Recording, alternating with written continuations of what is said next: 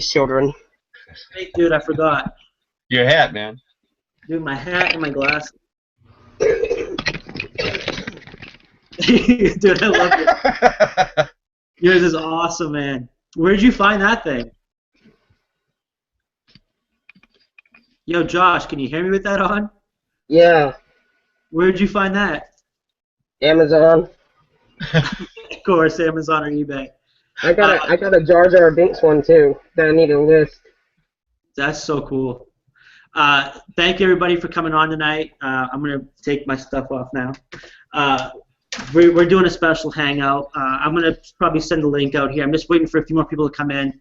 But I just wanted to do a hangout, a 5,000 member celebration, just to do like a nice little hangout. After I just did Cindy, I was so blessed with having Cindy Sorley on about an hour ago. We ran an hour late actually, but I mean it was a really good hangout. And I'm sure I have people that are coming over from there onto here now. But anyways, I really appreciate you guys for coming on, and I just want to discuss, some marketing, some selling, take questions from anybody out there that wants to ask us questions. Really, it can be about anything about politics and religion, I guess. So I'll have everybody else introduce themselves. Everybody knows me. I'm Kevin. And then we have Callie Picker, and Mr. Retro Josh has a really cool looking. I don't know. Is that supposed to be a horse? What is that supposed to be? Yeah, it's a horse. A horse. Okay. Oh, hold on a second. Hold on. I want to make sure this is working. If you guys, can you guys see us, or is there anything going on? Does anybody have the YouTube page open? I'm about to go on to it. Yeah, I can see it. Yep. Yeah, I see it. 16, I think. All right, so it's on there. It's working, right? Because I just popped up to a thing and it said like it was like an error. Let me know if you can see comments, because right now I'm going to ask everybody if they're able to watch us or hear us. Yeah. Chad says he loves the horse mask. All right. No, it is working. Just give me. You guys talk amongst it. I'm trying to get this fixed so you guys can talk. Yeah, so it was a great show. Yeah. Did you catch it, Josh? Were you able to catch it? The show before this one? Yeah, Cindy's with the Yeah, other. I caught that. It's awesome. Yeah. Yeah. Yeah, I'd love to have her. She's supposed to be. She was just on here, and then I think she cut out. I'm in the middle of trying to talk to her. I don't know what happened, but Yeah, she was here a minute ago. Yeah. So yeah, Josh, where did you get that hat, that mask? Where'd you get it at? Amazon. That'd be either Amazon or eBay. Yeah, yeah. Now, is that If you anyone gonna plans on use- buying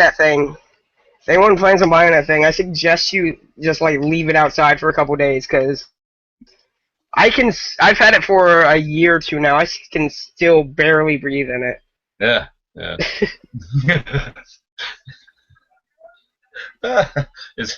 That's going to be your costume for Halloween? Possibly I could wear a nice Burberry suit, dress pants, and then have a horse head on top. That'd be pretty fun. Yeah, I was thinking being that guy that's from that show Breaking Bad.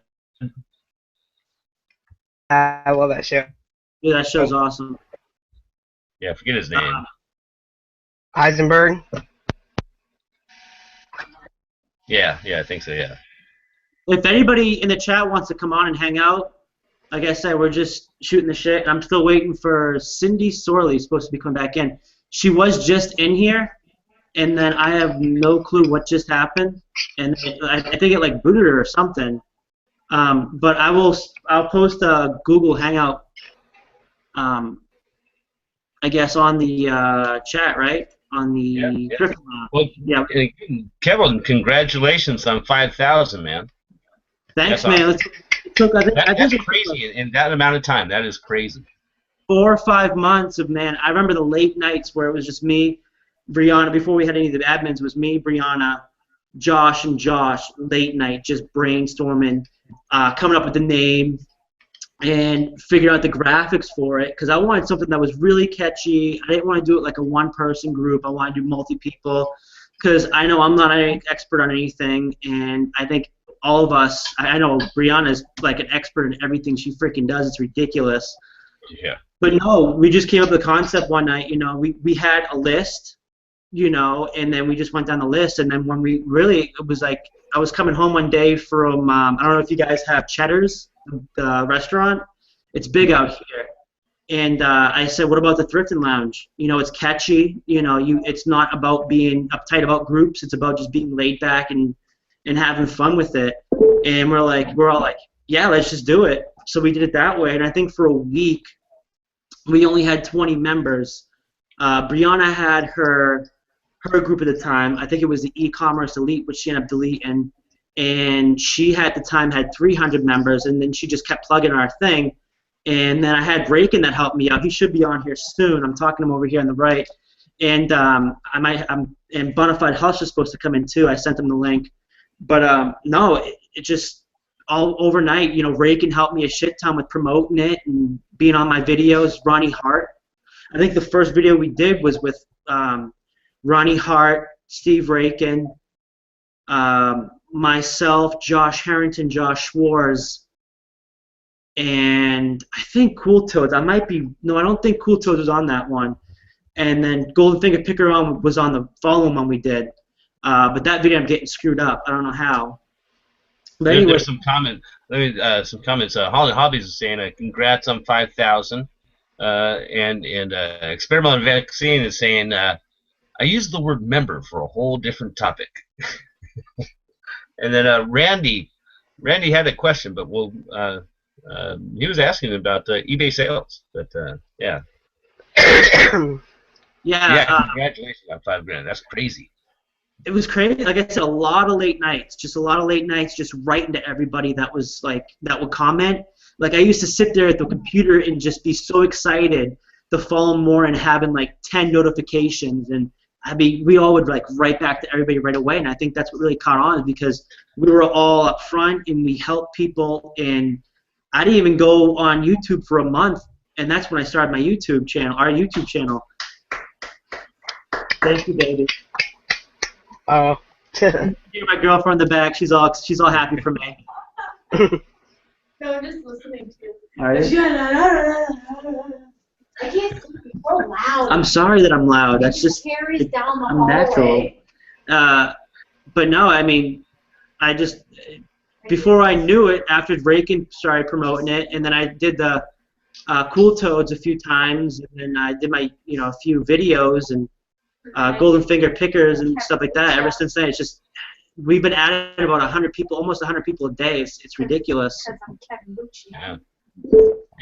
Experimental Vaccines on a roll tonight. He's saying, "I'm gonna sell burnt belly hair on Etsy. It smells like wool." Oh. Yeah, I'm sorry it was too much info, but I tend not to. I try not to withhold information. I miss that part, and I come back to my computer, and there's like 20 comments that say TMI. I'm like, what just happened? Yeah. That I burn my stomach hair to smell it and figure out. That's how I figured out when something's cool. No, you did not. Yeah. I'm 12, and I think I need an adult. Why do you tell people weird stuff like that? Because I am weird. Everybody knows it. I honestly don't know how to have fun. Hey, we all have. It's great to have friends that are as crazy as you are. That's true. Now people probably think I'm weird because I'm with you. No, they probably think. Yeah, that's beside the point, but. They do? No. Oh, no. No, people love me. There's Cindy. Cindy, I want to thank you personally for the information that you gave.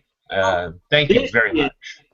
Well, thank you. I came back on because I was eating with you guys, and I didn't know how many people were going to watch me eat. So. Oh no, it was private at that point. We were talking about fishing because he was asking me some questions about redfish, and I was talking about it, and so I was like, "Oh, she left. I don't know if we said something wrong." And I wanted to eat, but I'll tell you my background. I don't know how many people are watching, but I changed venues because my husband needed the office to do homework with my little boy. But if you look behind me, you can see these blue bins, and that has where my stitching kits are that are listed. So I just go in and I go in and pull out, this is Christmas stockings, Christmas not stockings, and these are all listed. So this is the only stuff I keep in the house that is listed. Everything else is in the big building behind the house. And the reason why is these are such high-end. All my kits are, $100, $200, $300, $400. So I've got them listed there. Are they in alphabetical order or what? Or you just have to, No, okay, I know these are in here somewhere. Yeah, I don't have those in alphabetical order. All the kits are all the books are in alphabetical order. I wish you guys could see I have two main offices. I have the warehouse and then I have this. So, who's the other guy here with the green hair? Oh, that's my buddy. That's all of our buddies, Mr. Retro Josh. He's, how old are you? 16 years old, right? 16. Josh, you sell on eBay? Yes, ma'am. And Amazon. Illegally, huh?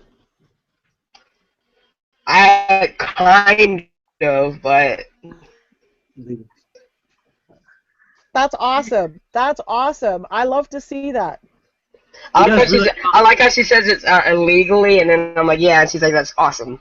Well, I love that new kids sign up. My son started selling on eBay when he was 16, and I used my birthday, but I gave him the account. Well, I mean, it's different. In fact, I did eBay. an interview on my show. Yeah. Since I did Josh on the interview a few weeks back on my interview show.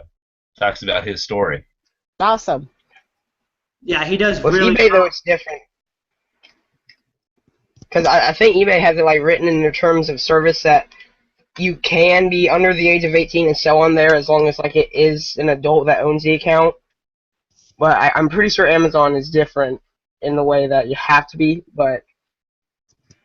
Cool. Oh, sorry. Go ahead, Cindy. I was just gonna nothing major. Okay, there we go.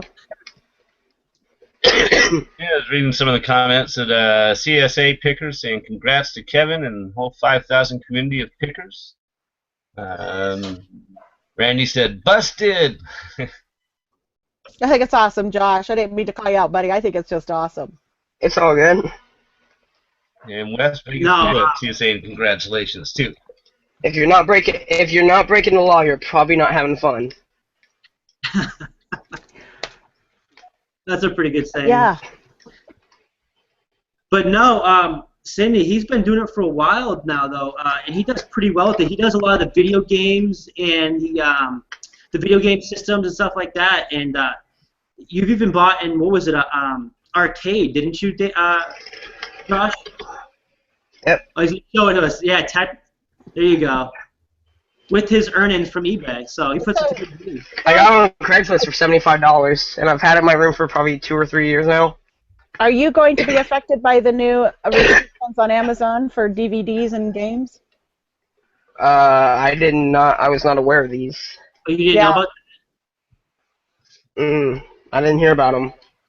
Unless you're already how long have you been doing Amazon for? You might already be grandfathered in, because I think it's. I have been doing Amazon since early 2013.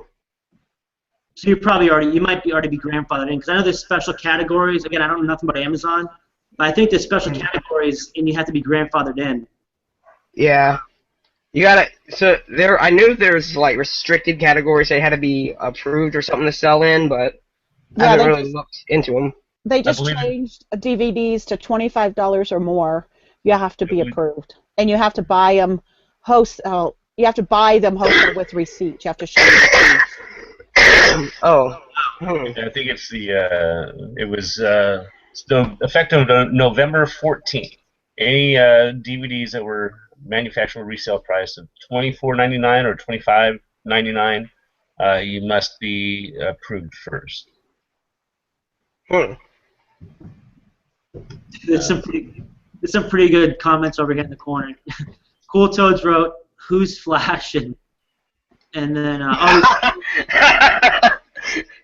I'm sorry, I just read Cool Toad's comment. Hey Josh, paint your hair orange and go as an Oompa Loompa. Or paint my face orange, I think. Yeah, paint my face orange. I'm Now, short enough. I could do it. now I wanted to touch on, and we can have questions and stuff like that. But hey, there's Bill Stoner. What's up? Big guy? Yo. Hey, Bill. I told him, I go, I need you to come on tonight, man. You're an admin in my group, and I need somebody else to represent, man. What's going on?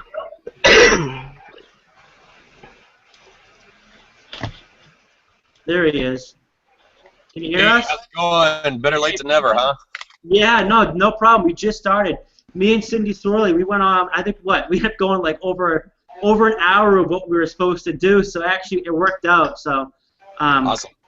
I mean, it's holding its own. We have about 40 right now, people watching, and hoping to get Raking in, and Bonafide Hustler might be in too. So, but I just want to talk about like marketing and stuff, because I know Cindy's a boatload of information on marketing, and I know you know a lot about marketing also, Bill. And I mean, the only thing I know about marketing is how I did my group and stuff like that. And I think that in order to be successful at selling everything, you gotta have a good online tool of marketing and be able to market your own products and stuff like that. I mean, what do you guys?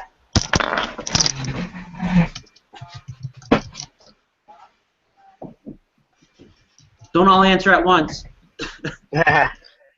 I'm not the marketing expert on online. I mean, I took a few classes in college. I knew how I marketed my previous business, the industry I was in before. But it was a completely different niche than online. I'm more of a student when it comes to marketing for here. Now, how about you, Bill? Yeah. I use a lot of social media to market. With auctions and stuff like that, we use Proxybid and what's the other one? AuctionZip.com. Those are two good ones to find local auctions, and we put pictures and listings on there. I advertise on Craigslist, and then when I meet those people, I tell them, oh, I sell on eBay if you're interested in any of that stuff. And then there's Facebook groups, of course.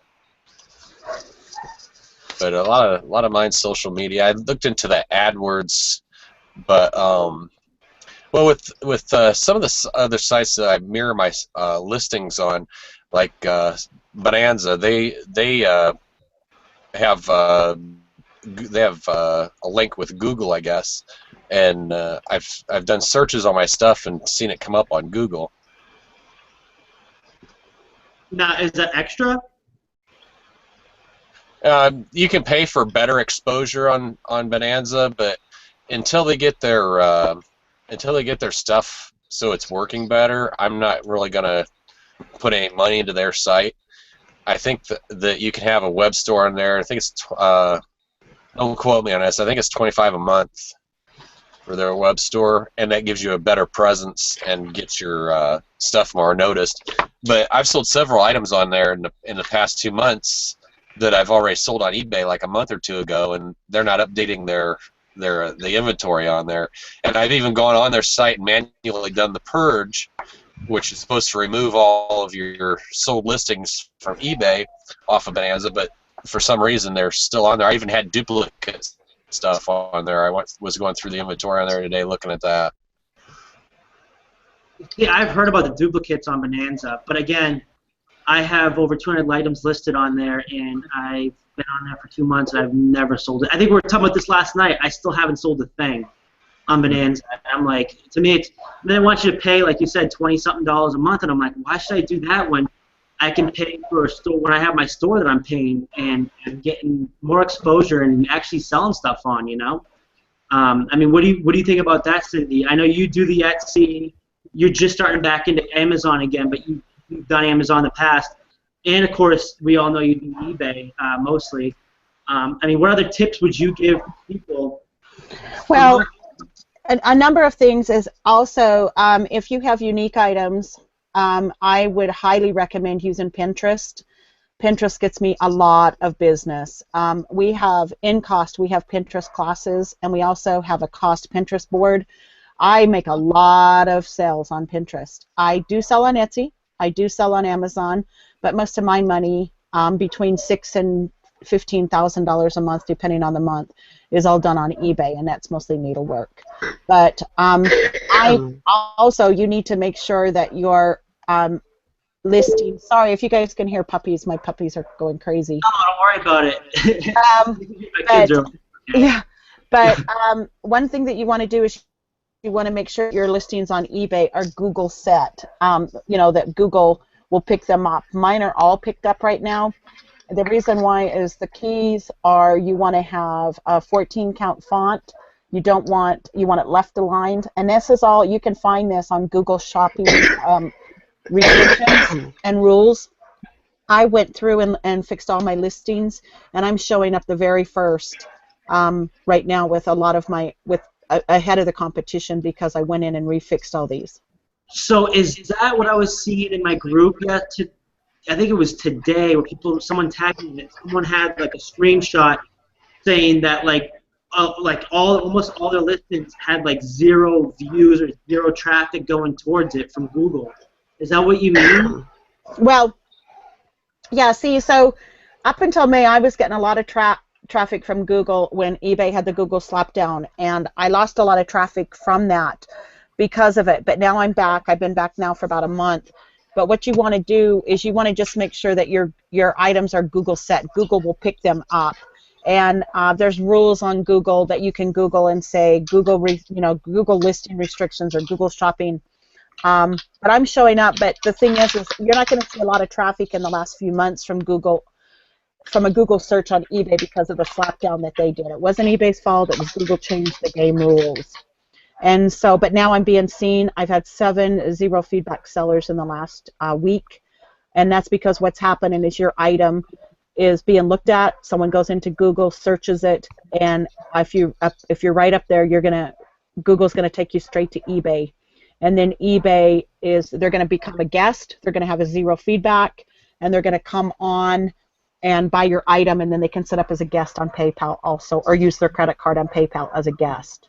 So I've had 7 of those this week, and I love 0 feedback buyers. Yeah, I like them too. A lot of people, they're like, oh, I don't want, they don't want anybody with 0 feedback. They put up restrictions and stuff. I don't. The only restrictions I have is if somebody's had negative feedbacks and too many in the last week or 2 weeks or whatever it is. But no, I don't mind 0 feedback buyers either because I get a lot of those too. And I'd seen on Thrifting Lounge the other day somebody had posted. Talking about this garage sale or something, this template thing they were using, and I pulled that up on my phone, and I was like, this is not good because I don't use any templates at all. I use just the basic text, and like you said, 14 I think is what I usually 12 or 14 is what I usually use, and when my last report was 35% of my buyers were using mobile apps. Absolutely. And I went and pulled that listing up. And with all that extra template and stuff, you have to scroll all around on your screen to try to read, what it is. I mean, it looks pretty on your desktop monitor, but as more and more people are moving away from desktops and going to tablets and their iPhones and Androids and things like that, when they hit description, you don't want all that other stuff in there. You want them to just be able to look at the plain text of what you're selling. Exactly, and Bill, you make some really good points. Left aligned. Don't use a lot of paragraphs. Don't center it because the people that use mobiles, which is me, I use 100% mobile by listing and buying. If I have to scroll through your items, I'm not going to. Use all your pictures up in gallery. Do not embed them. If I have to scroll down. How I'm going to buy my item is I'm going to look for it in a keyword. If I find it and I like it, I'm going to look at the photos that are right there. I don't have to go into your listing to look at it. And so if you've got a lot of crap in your description about why I should leave you a negative, why I shouldn't leave you a negative and all that, you've lost me as a buyer because you look different. You look difficult to work with. I try to keep everything on just one screen.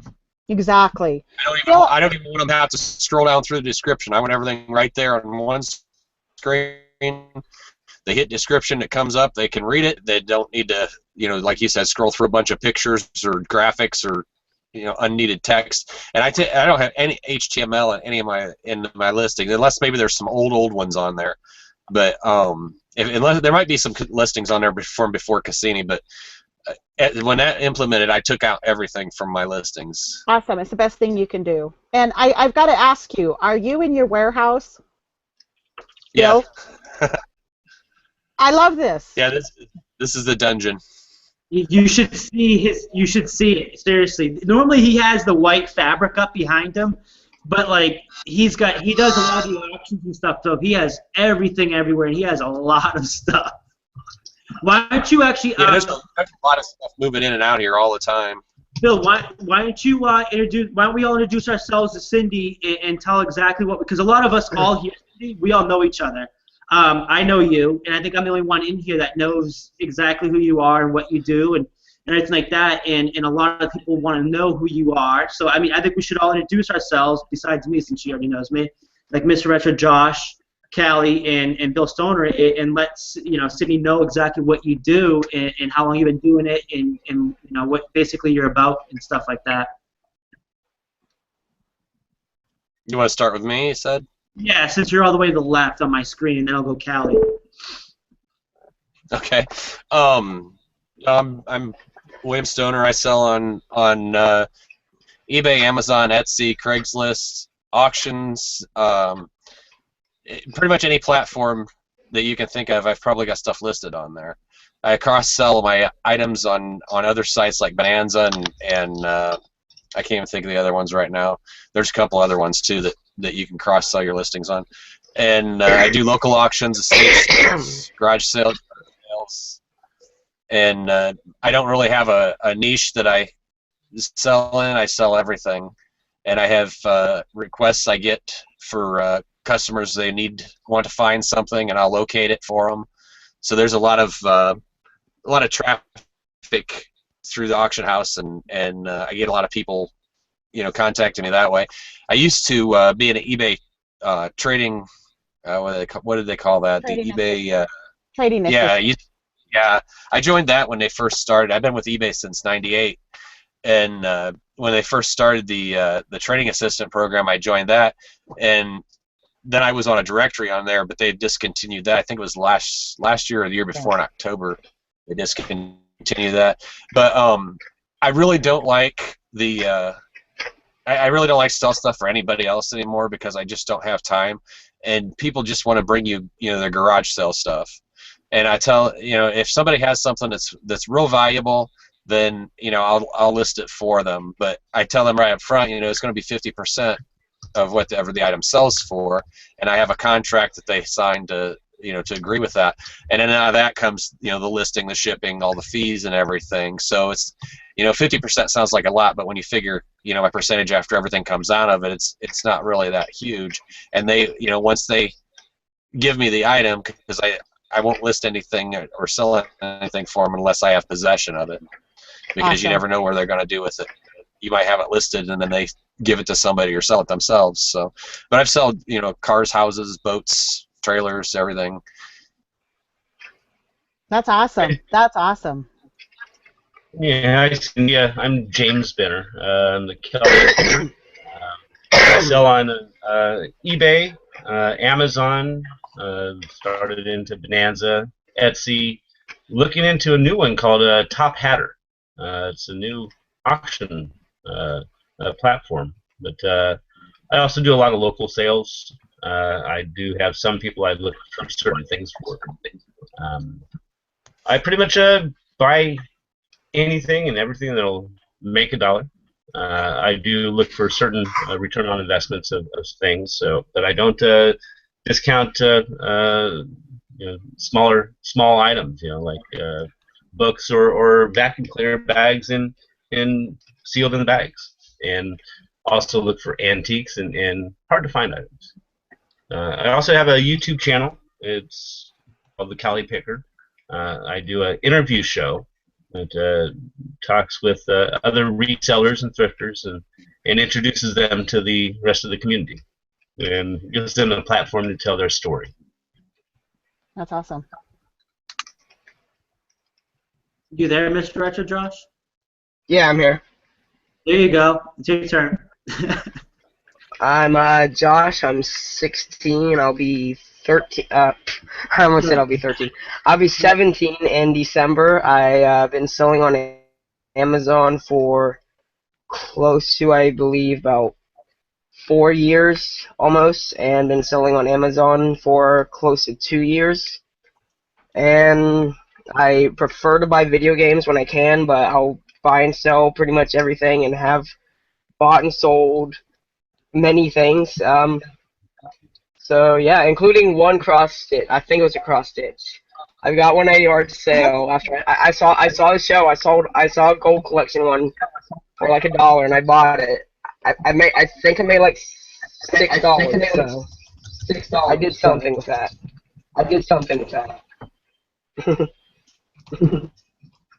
That's cool. Let's see. And Kevin, who are you? What do you do? Oh, I thought. I mean, Cindy already knows me. I'm Kevin from the Thrifting Lounge. I run a little group called the Thrifting Lounge, and I think we're all here because we hit 5,000 members. Thanks everybody. Who's watching me on YouTube right now? Wait, is that me or is that you guys? I think that's you. Oh, I'm muted. I hear I don't you. have it on. Muted. All right, awesome. Anyways, and so yeah, that's what I do. I Thrifting Lounge, and I'm sure all you guys already subscribed to it, or else I guess you want to be here. But no, seriously, I'm glad to have all you guys on. I wanted to kind of keep it small with people here tonight because I didn't want everybody, talk over each other and stuff like that. I'm sorry, I was just looking at something else in the comment section. And I just wanted to keep it like so we could, keep the ball rolling and going and having fun with it. But I think that as far as I know Cindy's group, my group, and I'm glad that I have Bill Stoner on board as an admin. I mean, he's done nothing but help me out a lot, especially, when there was times I needed to talk to him about stuff, and especially when it comes to business and stuff, he's been there for me. Super glad to have him as an admin. And if you ever want to have him as an admin, he's super quiet, but he gets the job done. He really does. You almost don't even notice that he's there. But I also want to say thank you to Cindy for coming on tonight, Callie coming on tonight, Mr. Retro Josh, and Bill Stoner. I also want to give a huge shout out to Brianna Mola Green, Josh Harrington, Josh Schwartz, Sam Zaki, and Sky Bryant for being admins and creators of the group and helping me out with everything. Actually, them helping all of us helping each other out, because that's what it is. It's a group effort. It's not just me or myself. They've kind of helped me pick up the slack lately because I kind of stepped away from doing videos and stuff and just trying to focus on number one, making money, because that's what we're all doing here, is trying to make money. So, but seriously, thank you guys. Like without all your guys' help, and in the group and in the chat, then we honestly, I wouldn't be here, because like I said, we had a small little thing in mind, Thrifting Lounge. We took it and we rolled with it, and honestly, I have no clue how we even got 5,000 members, actually 5,300 now, so quickly. I think Steve Rakin's one brought to my attention. He's like, I've never seen a group grow so fast and so quick before. And he's like, you're absolutely killing it. And I'm hoping he comes filled on. a niche that needed filling. I guess so, man. It's just like, I guess you surround yourself with certain people, and you'll go pretty far if the people like you and stuff like that. And it's all, I try to surround myself with positive energy. And I know this is a little off subject from thrifting, stuff like that, because this is really what I want to touch on too tonight. Is when I first started selling cars, my boss told me, he's like, there's a reason why you take the top three salesmen each month, and you take the bottom three salesmen each month. And you watch what they do, the bottom salesman and the top salesman, you watch what they do each month and why they are where they are. I figured it out. Bottom three people like to be the ones that always talk negative, didn't want to take the people that, that looked like they didn't have a lot of money, and they were basically prejudging everybody. And there was a reason why they were the bottom three. And then you take the top three people, and they didn't hang out with anybody. They got the job done. They were super positive. And they didn't prejudge anybody, and I felt like that's how I was successful selling cars. I think that's really what it is with any sort of business that you're trying to run. If you surround yourself with positive energy, and keep yourself away from the negative and don't get sucked into the drama, because, I mean, it's like that anywhere you go. It's like any job with drama. It eventually does suck you in, but you really got to learn when to stop and move away from it. But I mean, it's a great community to have, people that you fall back on when you have your downs, you know, someone you can talk to, because remember, there's not a lot of people that do what we do. And there's a lot of people that don't even want to go on the YouTube channels or even get their face on there because they're insecure, you know, or something happened to them in the past. But I feel like the more you know, like different, like the Cindy Thorleys, the Bill Stoners, Callie Picker, Retro Josh, all of them, the more it's like, okay, I can trust them. I know I can talk to them about this. I want to see what's working for them. I mean, what do you guys? I know I'm rambling on a little bit, but I'm just trying to bring it back to, you know, how we all became successful, and what do you guys think about that?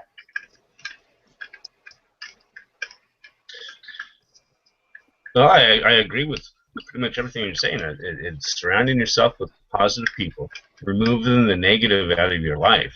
You know, there's this one saying I remember. It's avoid loud and aggressive people because they can be a vexation on your soul. And I believe that is true. You become what you surround yourself with. Whatever you surround yourself with is what you will become. You're exactly right. Exactly right, Kelly. I remember I was applying for a job earlier. It was the first time I seen an application like this where it had, you know, questions about, you know, it was kind of weird in the fact that it had, obviously all job applications would have questions of how do you respond in such situation, how do you respond in this situation. But this one was a little different. In fact, it had things that would more be about your personal life, and if it would come back to me, it was something about how, I can't even think of it right now. I wish I had it right in front of me. I could tell it. But basically it was about that to,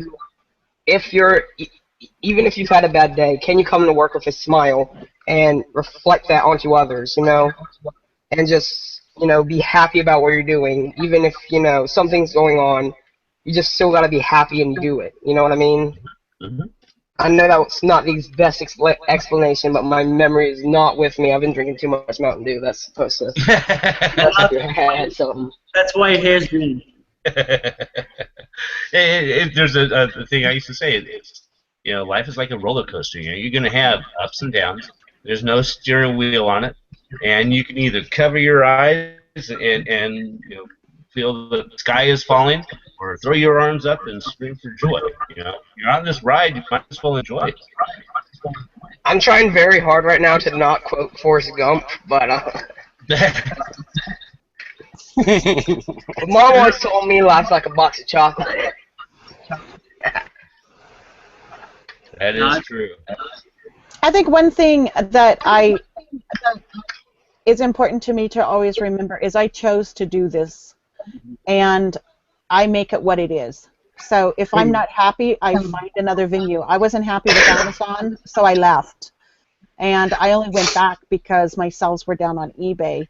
And Amazon will never be my big, you know, money draw, but it does help pay a few of the bills. But one thing to keep in mind is I run a really, really tight group, and I turn away 70 to 100 people a day. And I want it small, but I had to get rid of some admins because they were like overtaking and, you know, and just not being where I wanted it to be. And that's something the same way I run my business. I chose to run my business where my #1 priority is customer service. And that is important to me, and I always say it's what I would expect. And I think one thing we've got to keep in mind is we want to give customer service like you would expect from Nordstrom's or Dillard's or something like that instead of 7-Eleven or a McDonald's. If someone messes up our order at McDonald's, we still come back. You know, they still can't get my iced coffee order right. But if I go to, you know, tonight, oh, go ahead, Kevin. Hold on one second. Bill, You don't mind if I mute you until she's done talking, only because you have, I think it's feedback coming from you. Oh, is there? Yeah, there's a lot of feedback. I think. Might be the second window open. Yeah, do you have? I can't even hear it. Do you have a window open that's giving the feedback or something? No. Yeah, because I know I'm hearing myself. I don't know. Oh, maybe if it's this refrigerator. No, I feel like I'm getting feedback. I'm talking to myself. If you got a headset, that ought to fix it. I don't have a headset. I have isolated speakers. Ah. You want to do this though? We'll just have yourself muted until you're ready to talk, so we know that there's not a lot of feedback, coming through. Yeah, that's fine. I usually have myself muted. Okay. All right. Yeah, there we go. That's good though. All right, now Cindy, say what you have to say now. I'm sorry about that. It does happen. No, I'm just saying, that, like tonight, an example, I got a phone call from a company that I bought a computer from maybe 3 years ago. Well, the computer was horrible. I took it in 4 or 5 times to try to get it fixed. The guy said, yeah, we realized we sold these and these were not good. We didn't sell that many of them, but they never offered me a refund. They never offered me anything. Well, I ended up switching to Apple, and now I'm a 100% Apple user. It was just something I did, but they called me tonight to say, we're just calling to check on you to see if it's time for a new computer. And I just went, really? Really? You don't know, the whole situation. And so the thing is that something we've got to keep in mind, that we want to keep having these customers come back to us. So if someone comes on eBay, now there's a lot of bad sellers out there. There's a lot of great sellers. But if someone comes onto eBay and they have a bad experience, they're not going to say, oh, I had a bad experience from Stitchery Express. They're going to say, I had a bad experience on eBay. They're going to tell 15, 20 people, and everybody's going to stay away. That's something that we want to do, is keep buyers on eBay. And if we can keep them on eBay, for us, that's great. So, make up for all those sellers that are bad out there. And that's why eBay is kicking out bad sellers. And kudos to them. I'm sorry, but kudos to them. I think it's awesome that they are, because one bad experience has them not coming back, and we lose buyers. That's the same thing with cars. Like, the worst people in the world are lawyers and car salesmen, because when you first come on the lot, you have 15 people running up to you, asking you, can I buy, what can I help you with today? Or, I can't have to call you around because the insurance in the lot doesn't cover you. I mean, that's what we used to have to tell customers. But it's always trying to let them get their guard down and trust you. And that's what I think I've really noticed taking over. Even though we can't see them face to face, it's even worse, because at least they can't see your face, where you can be honest in front of them and show them that you're honest. You're in front of a computer, so they really can't tell if you're serious or you're sympathy, or you don't even care. Exactly. You really got to, especially nowadays, you have to relate to them, and you've got to, if once they message you, I always make sure I message them right away back, and I give them the best response. And if they have a return, whether it's something stupid, then I'll take the return. I have no care taking all returns. I even write it on my listings. I take all returns unless it's new and the package is open. Other than that, I take all returns. And Kevin, you posted a couple of days ago in regards to something you bought for your girlfriend, and you got this one note in this reply. I think you might have got it in an email, but I'm thinking also if you put it on a little stationary note that you can print out on your computer and put that note in every package, the more you can engage that customer is going to have a positive experience. Yeah, I'm going to pop that up right now. Just keep talking. I'm going to pop it up right now and just write you exactly what she wrote, because I'm going to do some sort of automated, I think, after the sales, message to them, because, it was it's something like that. We're resellers, so even that little bit of a thing, that message they sent me, kind of gets me wow, they seem like they really care, wow, they take the time out and send me an automated message that seems like they really, really care. But you guys can talk amongst each other. I'm going to look for it real quickly. There was other comments in regards to somebody was thinking of ways to engage the customers, help them not open the case, and contact them. They were doing other things as well. And some of the responses from other resellers were, "Oh, I don't have time for that. I don't want to waste my time on that. It's not cost effective." And I'm thinking to myself, well, yeah, it is, because whatever you can do for your customers to bring them back, there is no price you can put on a loyal customer. One of my accounts, I sell costume jewelry, and this one person had something happened to I can't even remember exactly what happened, but she was unhappy with this one piece. And I said, you know what? Don't worry about it. Here's your money back. I'm sorry that happened to me first. So happy with that. She's bought 9 or 10 different pieces from me since then, and constantly gives me positive feedback. I think actually what it was she wanted to exchange this one ring. She thought it was a certain size, but it wasn't, and she sent it back to me, and I gave her money back, and then she bought something else, and then I sent it to her right away. She was happy with it, and then she just kept continuously buying other things from me. So yeah, whatever you can do to engage your customer and to give them a positive experience is well worth the time. Yeah, I got the message up right now, so I'll read it to you. Again, my girlfriend purchased this contour and body wrap with gel and whatever it is. It was like 30. Even though it was only a $30 item, even if it's like cheap item, act like it's a $1,000 item, because little things will help you go a long way in being successful in a business or a group or anything like that. So anyways, it says, "Dear our family thrift, thanks for your order. It's being processed. It should arrive, whatever." Anyways, in the next paragraph said, "I have already given you positive feedback on this transaction. Look forward to receiving your honest feedback once your item has arrived. I pride myself on customer support. If you have any questions, please don't hesitate to contact me directly first and give me the opportunity to address any concerns or resolve any problems you might have regarding this order. Thanks again for your business. It is greatly appreciated. Bargain Hunter." So that tells you right there that they're not trying to scam you out of any feedback, but they're just trying to let you know, hey, if you have anything wrong with an item, please contact us first before you open up a case, and we will help you with it. And that's as honest as you can be when coming to a email after you're selling a buyer, because when somebody gets an item not as described, they first thing you want to do is say, "Oh, this is and I've had it happen to me. This is a piece of crap item. It's previously worn. There's stains on it. This and that."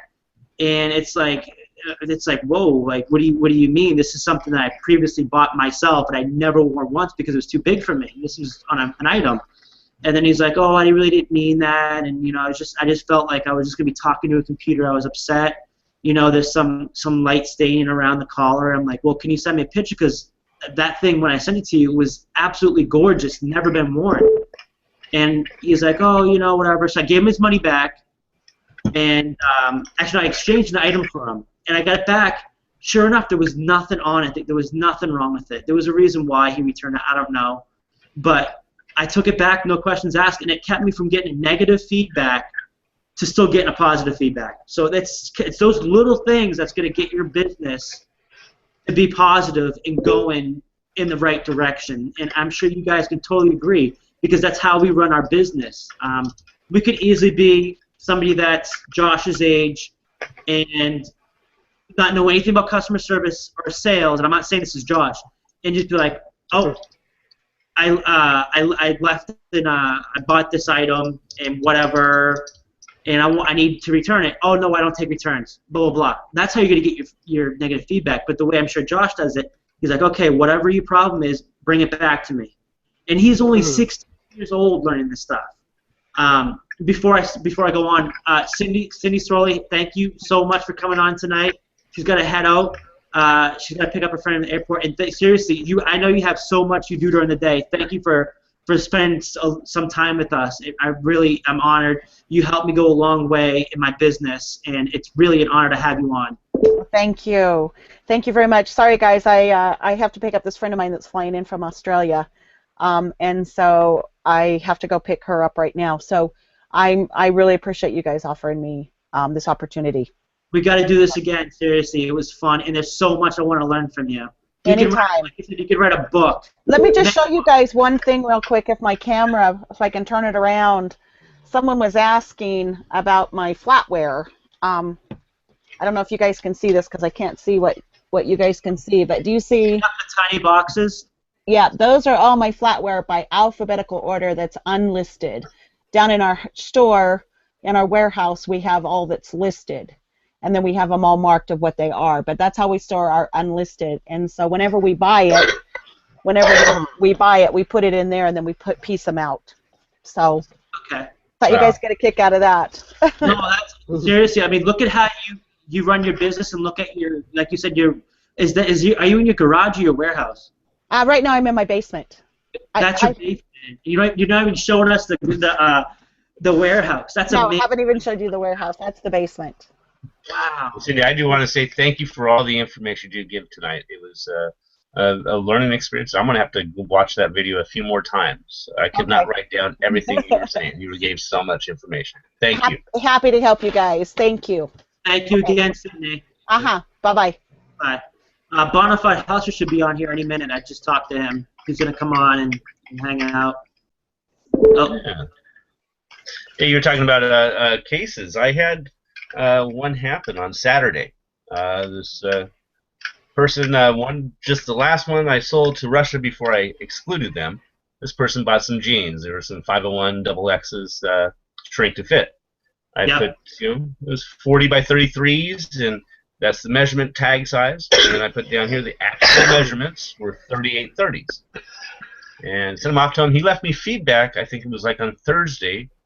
And then Saturday, he messaged me, and it was a case opened up against me. Said these were not as described. The measurements were off. And I replied back to him. I said, I'm sorry, they don't fit. I have it in my description. I have it in the condition. And I also have a picture of the seamstress measuring tape showing the sides. So I will be happy to take him back. Just go ahead and send him back to me, and I'll give you a full refund. And then he responded back with, no, that will cost me too much. I'll keep them. You just give me half my money back. And I said, no. I said, you send them back. I'll give you a full refund. And he then said, no, it's just a waste of my time. Closed the case, and all of a sudden that was it. And I called up eBay. So this is what happened. Is there a ding against me? I had it showed in the description. And they looked at it and said, no, you're fine. But is what you're saying is you want to appeal this case? And I said, yeah, I want to appeal it. So, okay, I just need you to hear you say that. Let me transfer you. They transferred me over and was removed. They said it'll happen in 3 to 5 days, but it will be removed. So even though it's after the fact, you can still. Nice. Bonafide. What's up, Bonafide? What's up? What's up? Can you hear me? Yeah, I can hear you good, man. All right. Earth to space. Earth to space control station. Earth to space control station. Just kidding. All I right. guess space control station sounds good. Yeah. All right. I had Hey, you know what, Kevin? Yeah. We've got Bonafide Hustler here. Bonafide Hustler here. Bonafide hustler here. Yeah. So what's been going on, guys? Not much. Just hanging out, man. Just celebrating 5,000 members, and I was like, I know I was super nervous. I'm like, man, I know Steve Rakin was saying he's been going to bed early lately because he's been trying to catch up on sleep, and I was just talking. I don't know what's going on with him, and I'm like, man, because I know you said you thought it was another hour later, and I'm like, oh man, I didn't know because I was trying to make it for 9 o'clock so Ray can come in and then you can come on later.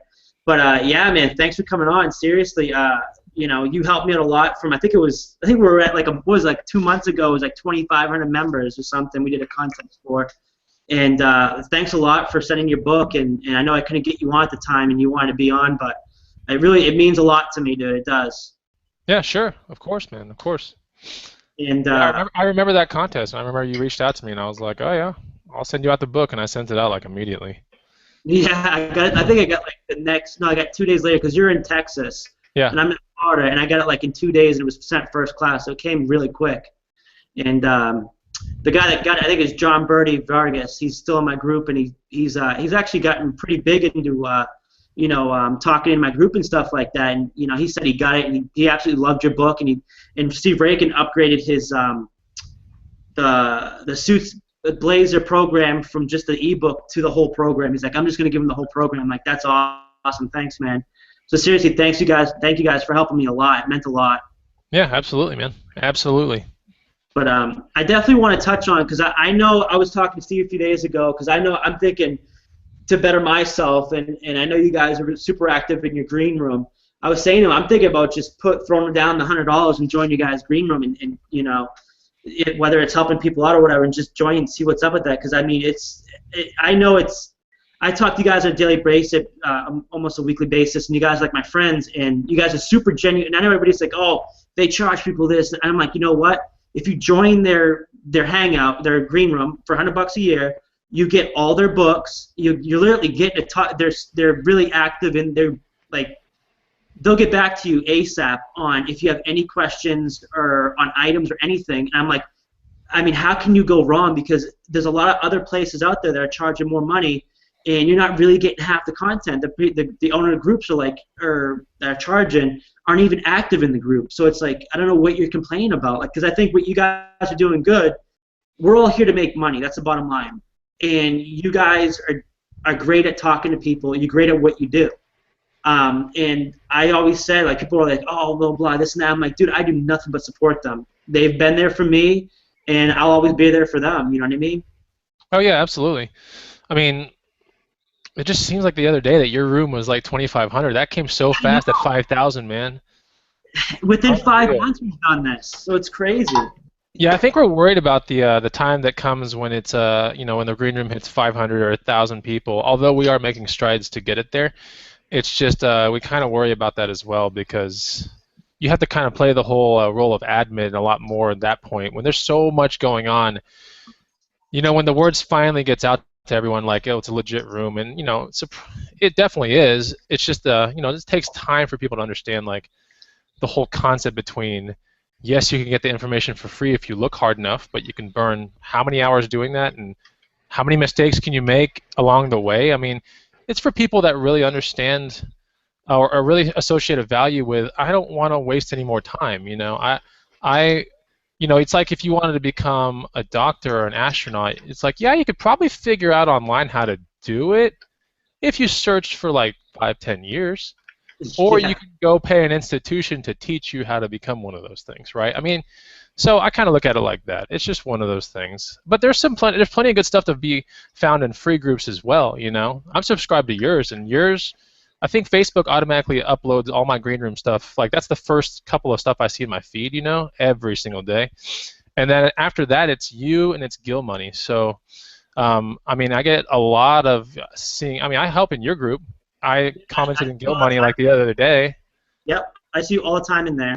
And I've always told you guys, if you have anything you want to promote, I have no problem. Just throw it in my group, man. Because like I told Rankin, man, you guys have helped me from 200 members to over 5,300 members now. And it's like it does get hectic, but I'm glad I have 8 people that are the creators and the admins. But it's like, you've got to, and I know you guys are always talking on conference, stuff like that, and you really got to have a great relationship, a really trustworthy relationship with your admins, with your group, with your admins, and you really got to figure out what you guys are trying to accomplish. Your end goal of anything should be some sort of way of benefiting yourselves, but also benefiting everybody else. And a lot of people just see it as, oh, well, you want $100 and this and that. What's different? And it's like that. You're actually one-on-one training them, helping them from being. I think you said you had some sort of thing you were going to do where you're going to try to take somebody and make them I think who was I talking to about it? Make over $1,000 or something like that. I saw it on one of your things, and I thought that would be really cool to do. Yeah, there are plenty of people in there that have joined, and they are. They've made their $100 back, but that really wasn't the goal. The goal for them was to learn as much as they could, and if the fact that they allowed themselves to think like that really rewarded them with, we have people saying, I've made thousands off this room. We have Brock Parks, who I have hustled with twice, who's like, I I wouldn't be afraid to say that I've made over 10 grand being in this room, but he was one of the first ones in. So it's one of those things. We've come to the conscious realization after launching that guide at that price point that we really we can't change people's thought processes. It's just one of those things. There's a fair amount of hate for the room out there. Don't get me wrong, but that's okay. I mean, we're really not targeting that type of person to be in the room in the first place. We don't really want that kind of person in the room. We want the kind of person that's hungry to make money and that's hungry to listen to what we have to say because we've made the mistakes, and I've done plenty of crazy hustles to where I now have gravitated towards the easiest way to make money, and so I try to convey that in the room as much as possible. Because I think that's where the value is, right? And the value also comes with all these guides and whatever. But as we get up to like 1,000, let's say, for example, and that's probably like a year down the road, I think the part that scares me the most is playing an admin rather than playing a teacher. So we're in the works of doing something about that. I really don't want to ever be an admin, honestly. That's just me, though.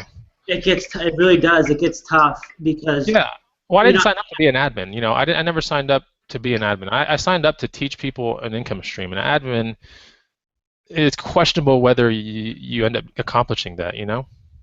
Yeah, because it takes you away from your ultimate goal. Because whether or not you don't like it, if you get big enough, and I know you will, because you guys have like a cult following anyways. But anyways, it's gonna come down to there's gonna be drama in the room, no matter what. Because everybody, I think what it is everybody has, everybody thinks what they do is right. And they want to drop the hammer down, whether it's on defect rates or whatever. They want to drop the hammer down and say, no, you got to do this. You're an idiot. And it's happened in my group several times, and we've basically had to delete the post and remove the person. And it's like, you've got to know one thing in my group, no bullying. You can do whatever you want. You can delete your post, or whatever you want to do. You can put your YouTube videos up or your groups page up. I just don't want any, and that's how we started. We don't want any bullying. We want to make it a nice place to relax, and that's why it's called the Thrifting Lounge. It's not about arguments, drama, or who sold this or who's ripping this one off. It's all about friendships and helping each other, because there's like I said earlier, there's not a lot of people out there that do exactly what we do.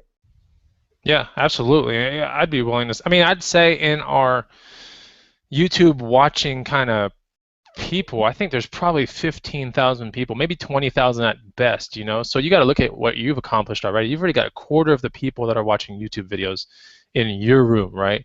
So it's got to be kind of hard to monitor all that. I think we're a bit afraid of that. We're hungry to see, those kind of big steps like what you've taken. We know now already that we don't want to be playing the admin role. Like, we're going to have to outsource that whole thing because I'm not good at it and I don't have any passion to do it. So, my passion is in obviously the stuff I've been throwing in the past 2.5 years on YouTube, showing people that you can make money, it can be fun, you can have no boss, still get along with your family and your loved ones, you can have a wacky life and it still works out. And that's what I'm trying to convey through the videos, through the editing, through just show that I'm just like anybody else, except I chose something differently in life than most people did. And for me, I think that has made a lot of the difference because each and every single day I'm growing, man. The green room, I was looking at the first person that signed up in that thing, a guy named David Carrillo. I don't know if you see him in your room or talking amongst here and there, but this was the first guy on YouTube that signed into a room that only had us four in it, right? And it's just nuts. And that was like in January. So I'm thinking, like, that's crazy. Like, I want those people in my room, right? You know what I'm saying? Yeah. So in order to get those kind of people, we had to put a membership price to it. And that part, I'm just trying to figure out ways to get to that kind of person. And so the membership is definitely one of them. And then before you even get in, you have to make sure that you agree with the rules, kind of like what you said, And we have rules as well, and you got to be nice. And quite honestly, we haven't had, well, that's not true. We've had a couple bad instances in that room, but we rectified it very quickly, and I made sure that the team knows, like, it's not going to be like this. We're going to, we want these kind of people. So the fact that one comes in every now and then that's not what we want, that's okay. We would expect that. But we run everything based on statistics. So the statistics are that there's a very few amount of people in the YouTube land who are probably going to pay the $100 to join the room. I mean, and that's okay though. We can be fine with those kind of people. And I guess what I'm trying to say is sometimes it gets surprising when the most surprising thing for the room for me, right, was launching the most recent guide, which is a very good guide. I don't know if you've checked it out or anybody else in the room. What'd you say? Which guide? The 100. The most recent one, the 100 amazing items to resell. Last time I saw that, it's pre-ordered. I'm like, because I wanted to get my hands on it so I could review it and stuff like that, man, and figure that out. And I thought you guys that's pre-ordered right now. Well, it's available for purchase at 40. So we're making some of the prices kind of steep, but keep in mind, like, we also worked on that thing for like 2 months, right? And we've taken precious time out of our. Yeah, exactly. Not to mention that we're commenting in that green room relentlessly, like throughout the day. Now we take out time to even do that. Time for conference calls, time for pushing documents back and forth through Dropboxes and everything. It took a while for it to get to culmination, but I think what the most interesting thing I found out is that some of the people that are like your diehard supporters, or just people that support you on YouTube, like, it is so weird, but like they turn their backs, and as soon as they see that there's something they have to spend, it's bizarre, It's like an investment, though. It really is, because, and that's why I tell everybody I'm not in there yet, but you're gonna look for my membership here in the next few weeks. I definitely want to be in there and pay them. If I have to pay the money, I don't care. I'll pay the money just because I know. I want to see how you guys are doing. Plus, I want to see if I know there's stuff out there that I don't even know about that you guys know about. So it's like I want to try to do myself, kind of lean away from the clothing and go into like the bikes and stuff like that. And I know you guys are super active in that. Right, and the bike questions come in like every single day. But more importantly, the next bike guide that I'm making, which I'm in the process of, and I have a very awful, I guess it's the poison of like the way I view a product. Like, I'll get 50% of the way done, and that's what I am on the bike guide right now, 50% of the way done. And I look at it, and it's like some parts of me hate it, right? Because I realize it could be so much better if I freaking videoed a whole bunch, if I edited something amazing, if I make it a 10-part series of this and that. And I'm like, that's the poison of being me, is that I nearly had that other book done, and then I had to redo it all. So that's where I'm with the bike guide. I'm 50% of the way there, and I'm like, I just drew up another outline the other day. And I was like, it's just not to my standards, right? Like, I want someone from ground zero who knows nothing. And I know that's not you, Kevin, but I want someone that knows nothing about bikes to realize, like, this bona fide guy took me from knowing nothing to giving me an income stream that forever will reward me in my life because I spent X amount of money on his guide or his series or whatever. You know what I'm saying? Yep. And that's what I want to be known for, is for being the person that gave you the trip to Hawaii, or you made your car payment because of me, or now you can add on to your house because you have saved money, or it's one of those things. I want to be known for that person, as that person. Yeah, I know exactly. What you don't talk about your room is it's $100, but it isn't like Kevin said. It's an investment. It's like purchasing a tool for your business. Everybody's going to buy a printer. They don't even think twice about it. Oh, I need a printer. Yeah, buy a printer. Maybe this, for you to grow in your business and grow to be successful, after you get to a certain point, you need to up your game a bit. And this is a tool. Yeah, I absolutely think, that's the reason why we built the room in the first place. It's the reason why I made my book, is because I was envisioning people coming into the game and sometimes feeling lost, right? Some of the questions I'd get through YouTube, like, where do I start? Don't even know.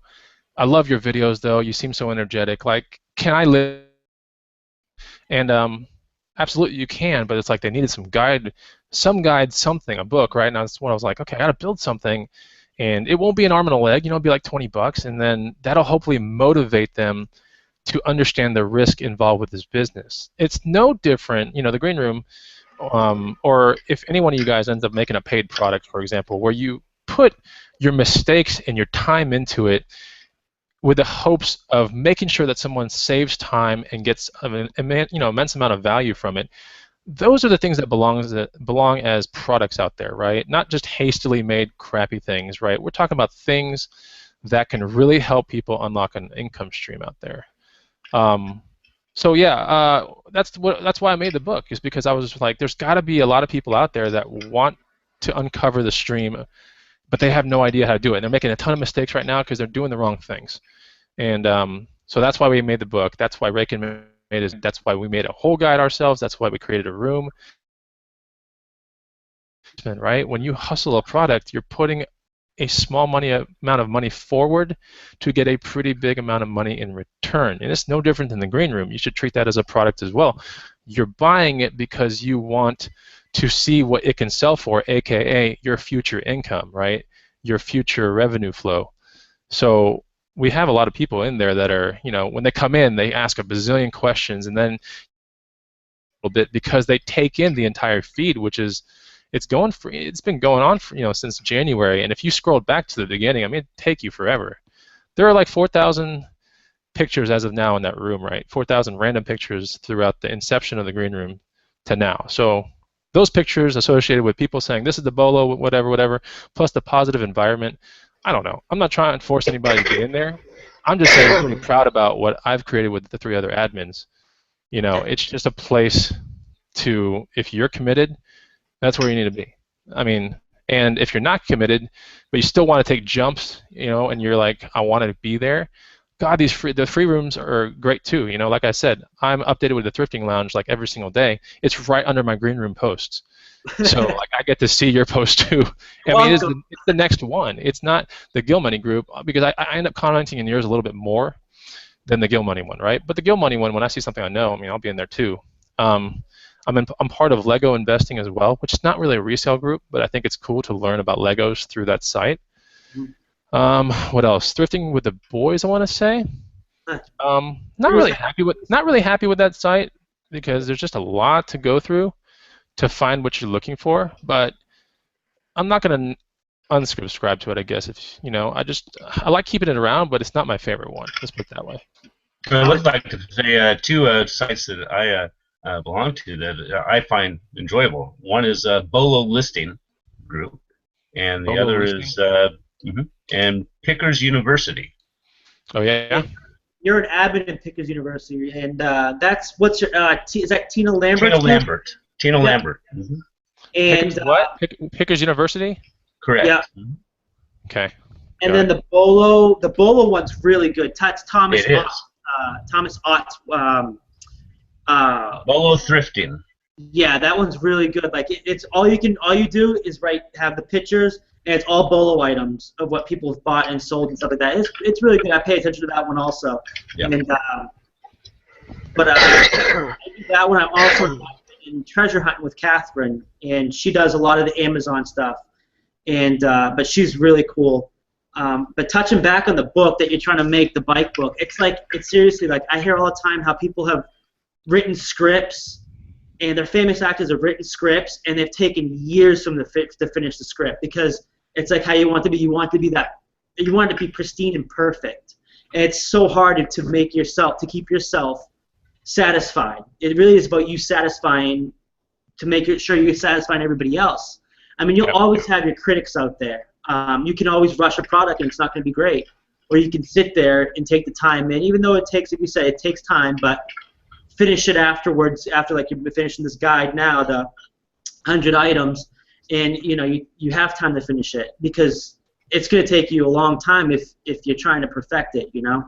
Yeah, perfection is one of those weird things. It's an amazing quality to have, I guess, within yourself, but it's also a very bad quality to have because you can take it too far. So, in all honesty, that my latest book, Flip That, the name of it, but that one right there, it was done. I mean, once it was done, I was like proofreading it and proofreading it and proofreading it, and then some of my friends were saying like, dude, it's never gonna be 100%. So get it to market and just get it done. And honestly, there's like 3 or 4 typos in the book. I'm not happy about that part, and I need to redo them, but I'm happy it made it to market. That's the most important thing. I mean, I learned how to get it to market, how to get, Young built me my cover. I learned a lot of things just by putting it to market. If I hadn't talked to some of those other friends in the past, like that thing might have never even came out. Like, I just have to get it done, you know. And so they say like paralysis by analysis. You ever heard that before? No. Where you sit there and you analyze something too much, and you get paralyzed. You're like, I don't know what to do, right? So, but yeah, I mean, building, you know, honestly, I'm a firm supporter of anybody that's taking the time to build something to further the education of anybody that wants to make some money or improve themselves or do something about their health, which is like the next thing I'm been working on too. Is, you know, the health fitness channel that it's gonna be pretty much. I should start filming tomorrow if everything goes right. So that's pretty cool. I have my logo in my Gmail. It got sent to me from Fiverr, I want to say. You ever heard about that website? Mhm. Yeah. What is the website? Fiverr or Fiverr? No, Fiverr. Fiverr or Fiver. Anyway. Yeah, Fiver. Yeah. Yeah, I took a stab on a whim. Like, you can get like logos made there and designs and all kinds of stuff for about $5 or more, right? So I got a logo built for my workout channel. So we'll see what happens with that. Dude, that's awesome. Keep me updated, definitely. Yeah. That workout channel is going to be like interesting because I realize there's so many people that want to get. It's just like picking, man. There's so many people that want to get fit. Freaking no idea where to start, right? It was just mind blowing. Like, do I buy the shake? Do I buy a diet thing? What do I do? You know? And you got to take it from the top. You got to go simple, like I've done with the picking channel. You got to just go simple and easy and show them that they can do it, and then eventually one day make a product. Because I mean, I've been living the fitness thing forever, man. So I mean, you too, Kevin. Like, I know about you. Like, you ride bikes a lot. Oh, I love the bikes. Yeah, you can do anything and everything on a bike. You can talk on a phone. You can zone out. I mean, biking is really, really fun. Like, it's the most amazing thing. So. It really is. And what I loved about bike, I mean, I've always been into biking, but I really picked up road. Like, I used to like the mountain bikes when I lived up north, up in Massachusetts. And but when I came down here, I just picked up, just before I moved from up there to down here, I picked up the road biking. And just, I love it, man. It's seriously, it's like I feel like I'm at peace with myself. I think nothing but biking, and it's like you can go hard at it, but it's like thrifting or anything else. You can really go hard at it, but if you go hard at it too quick, you're gonna kill yourself. Seriously, you're on a 25-mile bike ride, which I do all the time, and you're like 8 miles in, and you're ready. You one bottle down, you got one bottle left. You already gone through some gel packs, and you're done. And it's like there's no way you can get back. So you got to learn to pace yourself that full 25 miles. Because if you don't pace yourself, you're going to burn yourself out. You're not going to want to do it, and you're going to kill yourself. And that's how I look at it as anything else. Because I mean, it's a perfect analogy to thrifting. You can do it, but if you go hard, you can burn yourself out if you don't step away and slowly. You know, it's like a marathon. It's not a sprint. Oh yeah, absolutely. That being said, though, like, you know, that's, you know, usually the first 3 rides are like that, and then your 5th one, you start learning. You're like, okay, like, I know what the terrain's gonna be. I know what the wind pattern is gonna be like. I know to come back on a tailwind. You know what I'm saying? Like, I know to go out on a headwind. You know, it's the same thing with thrifting. I mean, you can apply the same exact rules with thrifting. I mean, I'd say even with road biking, for example, right? If you just buy a junky old road bike, right, you can get the job done. Don't get me wrong, right? But if you have the money to buy a decent bike, it's like a world of difference, right? I mean, just the way it feels, the way it corners, the way it brakes, the way it responds back to your inputs into the bike. I mean, it's just one of those things. So it's almost like picking as well. The more you commit to it, you get a better printer. You know what I'm saying? You get a better smartphone. The more you get out of it. So I don't know. I love riding. You know, I love staying physically fit. There are many things into that with thrifting. Like, I've been successful with fitness, very successful with thrifting. Very thankful for all of that. The fact that I've been able to keep myself together. I'm not a psycho. You know what I'm saying? Like, I can have a good life doing those things. And I've gotten so good to where people ask me, you know, train me, do this. Like, I need to be trained to help me get my fat off. Down to, hey man, can I go on a ride along with you when you thrift? Like, I've watched your channel for like a year. Coming into Austin, will you thrift with me? And I'm like, of course, right? I'm no better than anybody else, dude. Like, people usually find that that's like the most surprising thing people find out about me when they meet me. They're like, you're just a lot nicer. You know, you're just so open to it. When I contacted you on Facebook, like I didn't think you were gonna be like, yeah, you can, let's go hang out and have a beer. And I was like, well, yeah, you know. So, you know, that's what it is. I actually had a beer with a guy from Canada like 2 weeks ago. He came Yeah. down? No, well, he didn't come from Canada. He was, I think he came down with his wife who was at a conference here in this town. And he was like, oh, hell, I'll just see if Bonafide will meet up with me. And I did. And we had a beer, and he was like a really cool guy. And I was asking him all these questions about how do you hustle in Canada? It must be impossible. And all this funny stuff. But he's like, yeah, this is awesome, man. He's like, you're way, way, way cooler than real life than what the videos show you. I was like, thank you, you know? But the kind of lifestyle that we have, man, we can do those kind of things midday, right? We don't have a boss looking over our shoulder. I mean, it's just fun. We can do these fun things, and I can do ride-alongs, and I can show people thrift stores in the middle of the day around town. Like, that's fun, man. Like, that's just I don't know, great my to boss, me. he's pretty much a hard nose. You know, he rides me to the bone. Yeah, you know, it's one of those things. Like, my previous job, I never told anybody what I did. And honestly, I'm self-employed, so yeah, okay. I met me. Okay, yeah. I had when I was in corporate America, like I definitely, you know, I never told anyone what I did. I told some people like recently, but back then it was just one of those. I think I've honed in on some crazy secret that only I should know about, and that happened for at least 4 or 5 years, honestly. And then I realized, like, hey, it's time to like share everything. And to be quite honest with you, I was looking for ways to get myself involved with charities and stuff. And things like Big Brother, Big Sister. You know, ever heard about those things, those kind of things? Or the one where they go around and build a house for like lower income families? For humanity. Yeah, that one. For humanity.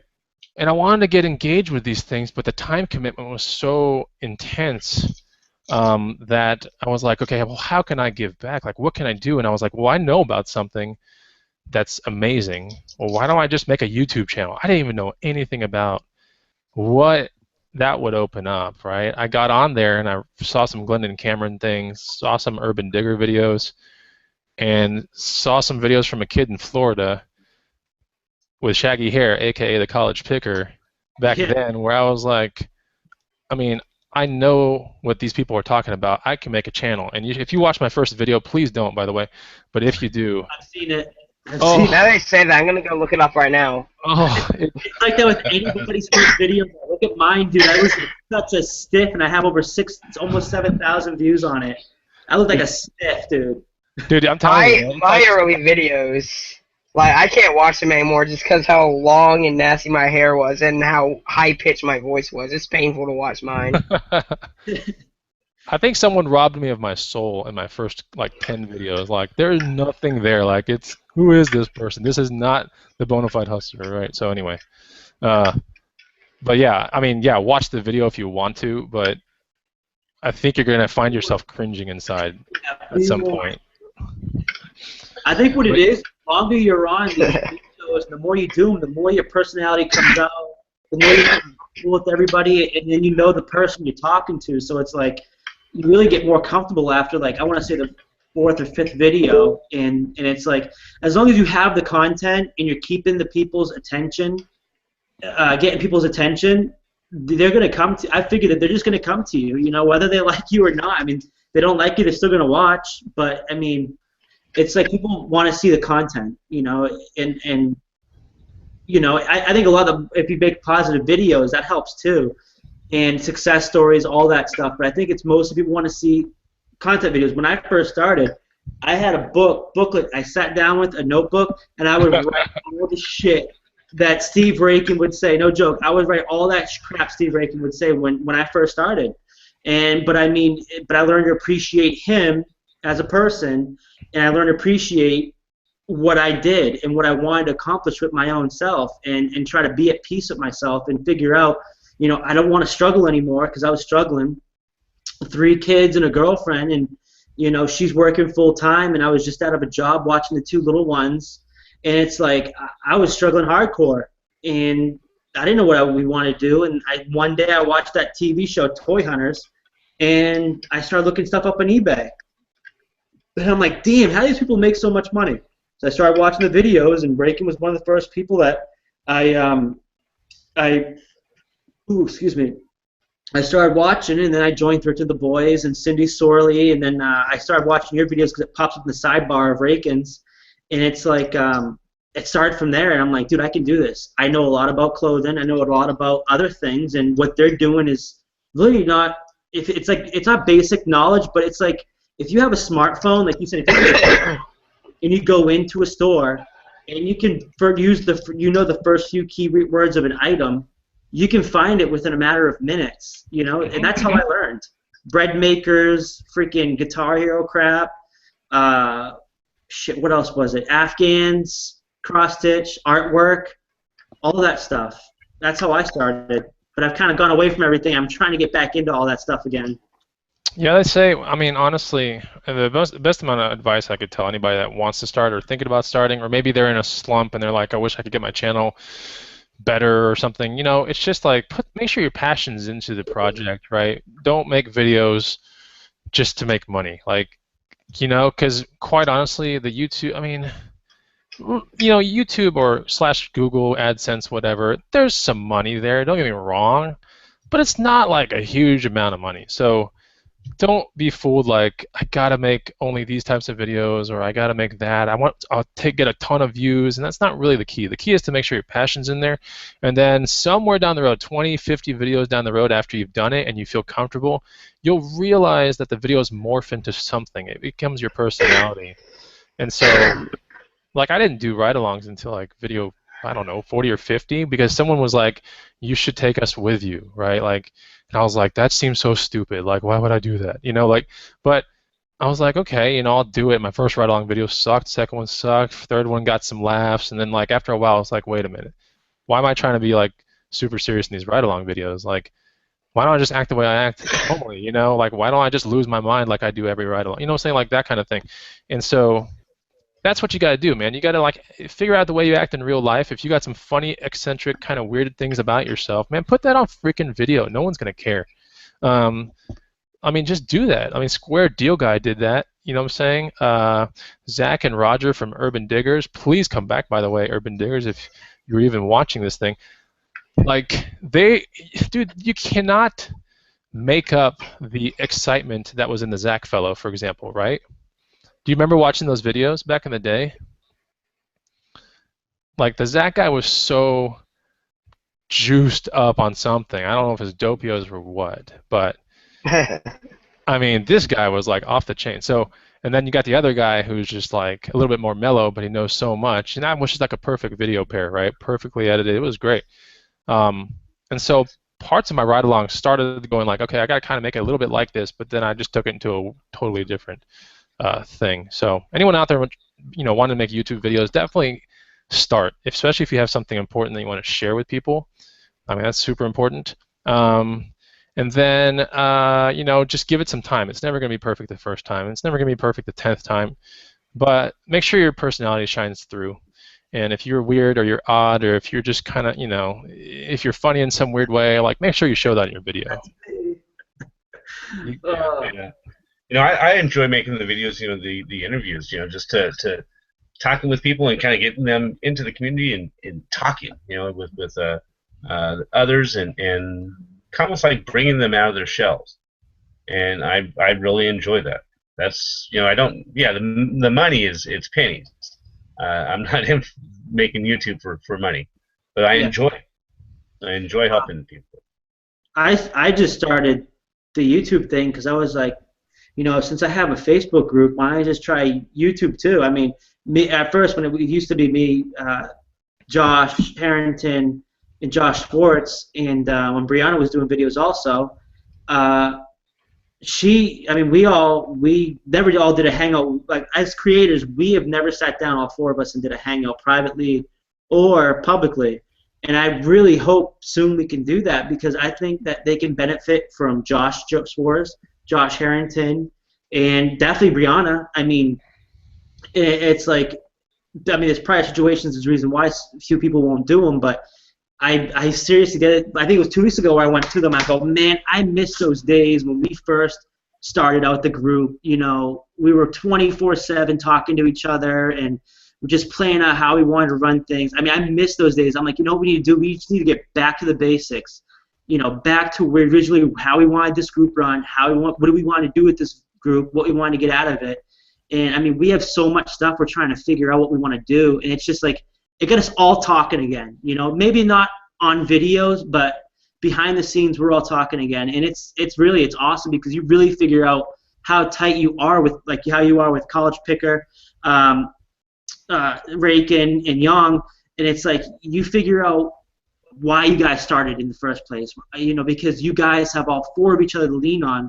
And yeah, you have friends or other groups, stuff like that, but it's all four of you guys that started this little adventure in your heads, the green room, Thrifting Lounge, whatever, and you had a vision for it, you know, and you want to be successful at it. And I always say to myself, you know, if things are starting not to work, just go back to the basics. Go back to when you were first new at starting. You know, that's one of the best advice I can give to anybody. You know, it's hard to eBay. Just think of when you first started, and just go back to that way and see what you can do to fix things that was broken along the way. I mean, what do you think about it? I mean, the most important thing that you can do, this is something I live. I mean, my girlfriend and I were talking about this earlier because we were coming back from, I think it was walking the dogs in some trail here in Austin, but we were pulling into the neighborhood and she looked at me and she's like, do I really want to take this supervisor position at the hospital, which is going to pay her a lot of money, right? But then it's also that supervisor part of it where it's like, you know, it's going to be taking the you know what from everybody, and you're going to be under a lot more stress. And I was like, look, you absolutely have to take the supervisor position because you're never going to know, and you're going to be constantly wondering in your life, you know, what would have happened if you didn't take it, right? And right now you're thinking it's a terrible decision, but at the same time it's like it might not be. It might be a beautiful thing. And so, but the most important thing is you have to take the jump. You got to get there and explore, because if it sucks, then yeah, you're right. You just go back to what you're originally doing and it's not a big deal. But I was like, look to your hospital staff, like, take the position because they want to. You're going to stand out in front of everyone, and they're going to be like, this is the person to keep promoting. We like this person, you know. So, and that's the same thing with YouTube and making your videos. Like, if you're worried about making videos or looking stupid, like, come on, like, take the chance. I mean, you're always going to wonder 10 years down the ladder, 5 years down, you know, 5 years down the ladder, you're going to go, God, I think I should have started that thing, right? Because you're going to see people with like 40K subscribers and 100K, and you're going to be like, I know just as much as these people, and I'm just as interesting. Why didn't I start my channel, right? So you don't ever want to live like that. So I'm a firm believer, like, you have to take chances. As long as they're calculated risks, you got to take the chances. This is just like hustling, right? We don't hustle terrible products. We hustle products that'll get us to the future. So, you know, if you're like, maybe I should make a YouTube channel, it's going to be a little bit of a commitment, yeah. But, you know, it's, you know, can you live with yourself thinking, maybe I should have started that like 5 years down the road? You know what I'm saying? No, that's exactly. I mean, you hit the nail on the head when you said, like, your girlfriend, she wants to, you know, she asked your honest opinion, you know, about taking the supervisor position. My girlfriend's in the same boat right now. She wasn't too sure. She does medical bill collecting, if she wanted to do the senior collector, because she just consistently started hitting her $8,500 goal a month. Now they want her to hit 10, and that's like collecting $40,000 to $50,000 in bills each month, and it's very, very stressful. And it's like, you know what? They came and asked her last week. They came and asked her. They moved her seat. They said, we're going to move your seat. We want you to learn how to do this stuff on your own without any help. And within 3 months, we want you to become a senior collector. And so we know that when we make this decision, we make the right decision. And she was like, yeah, I'll do that. And swearing up and down, she always told me, I'll never take a senior collector position. And I told her before, I said, if you don't take that senior collector position, they're never going to look at you the same. They're going to think you just want to be stuck in that same position for the rest of your life. You know, 10,000 goals too high for you to hit. And honestly, you're not going to go anywhere. And I have a friend, his girlfriend that works with my girlfriend at the same time, the manager said the same thing to her, his girlfriend, and she went back later. She said, I don't want to take the senior position. Well, you know what? they're alienating her now because they learn that you're only there to get a paycheck. You're not there to succeed in this company. If you're not going to succeed in this company, we don't need you here. You know what I mean? Oh yeah, absolutely. There are a lot of companies that operate like that. So, if you express any amount of like, I want to move up, if you ever do, make sure you're committed to that because your company is probably going to try hard to move you up. And Yeah. then if you don't move up, you are screwed. You're basically pretty screwed. Like you might not get that chance ever again until some other manager comes in position, doesn't know anything about you, and goes, "Hey, we should promote this guy." Like, you know what I'm saying? Like, it'll go around the works though. Usually in any kind of corporation, that gets passed down the line. Like, all right, this person was so excited about being promoted, and all of a sudden they don't want it. You know what I'm saying? So No, you it's gotta when watch yourself. before I opened up my business I had before, I was a private investigator in the Bay Area.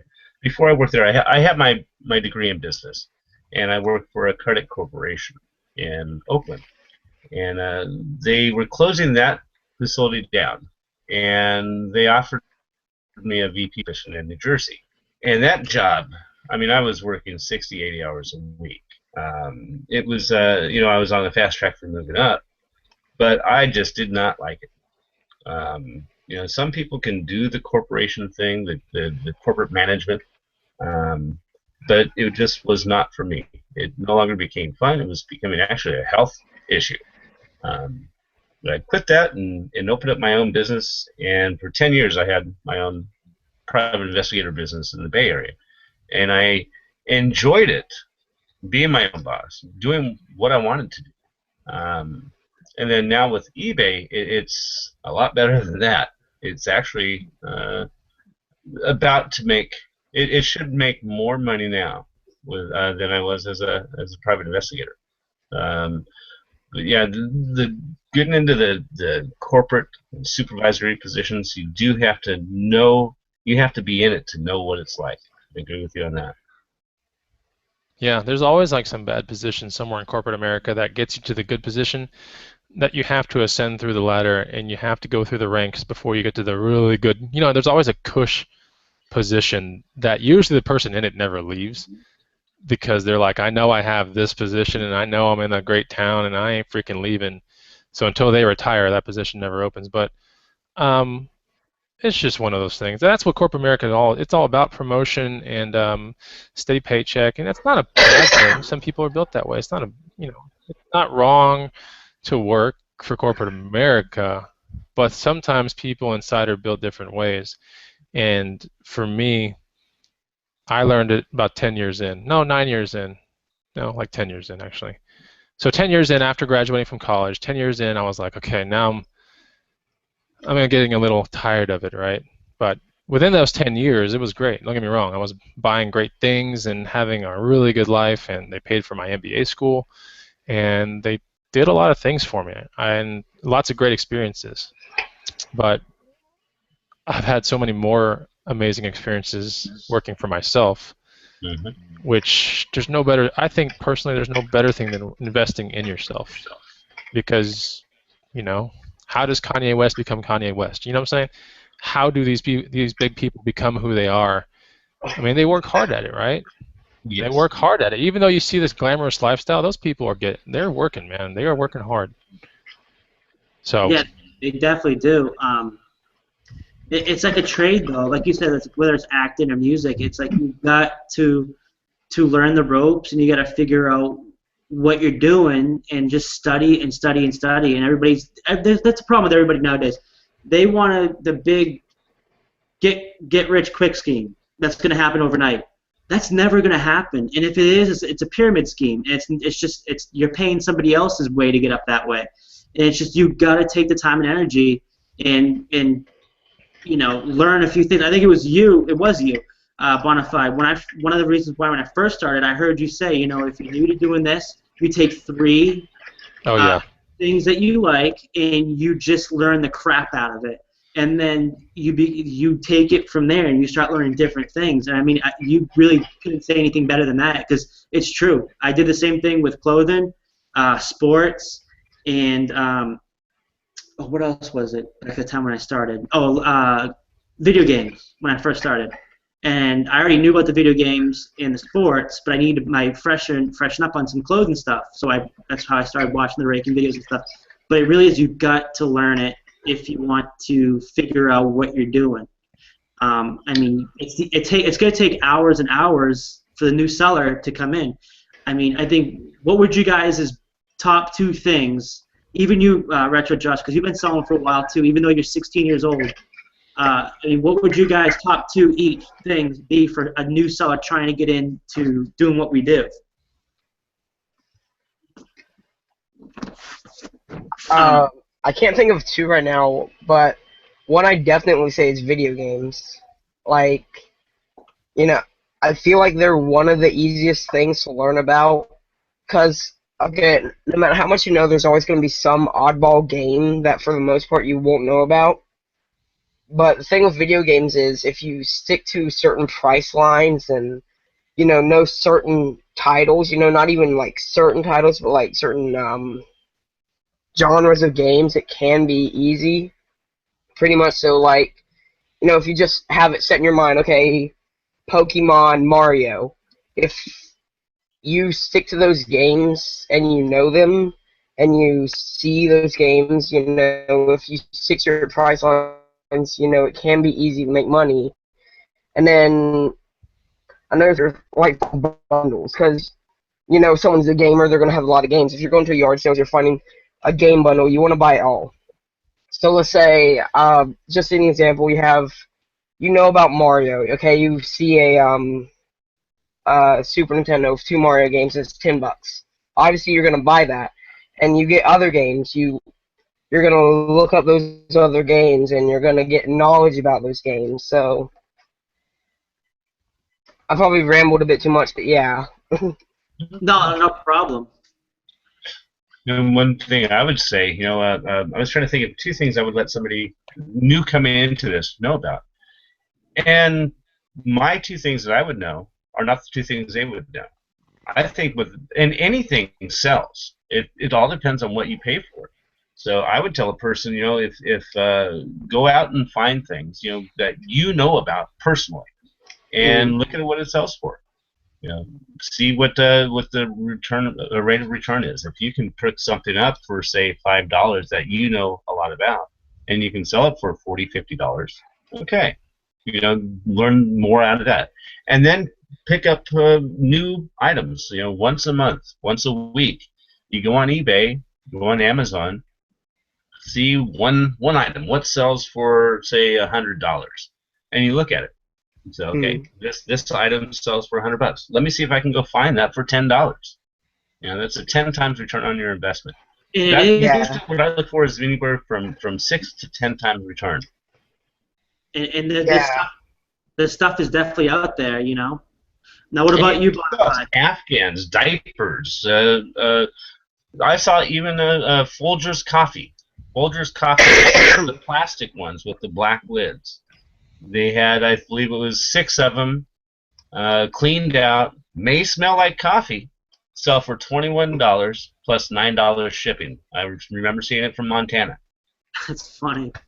Anything. I want to go on something that Callie said really quick about go on stuff you know about or you enjoy, because I felt that was a really good point in the fact that when I first started out, I was looking for 2 things. I was buying a lot of stuff because, I was 13. I didn't know much at all. I just watched a bunch of YouTube videos, and for a lot of things I would buy and end up not selling because, I didn't know value.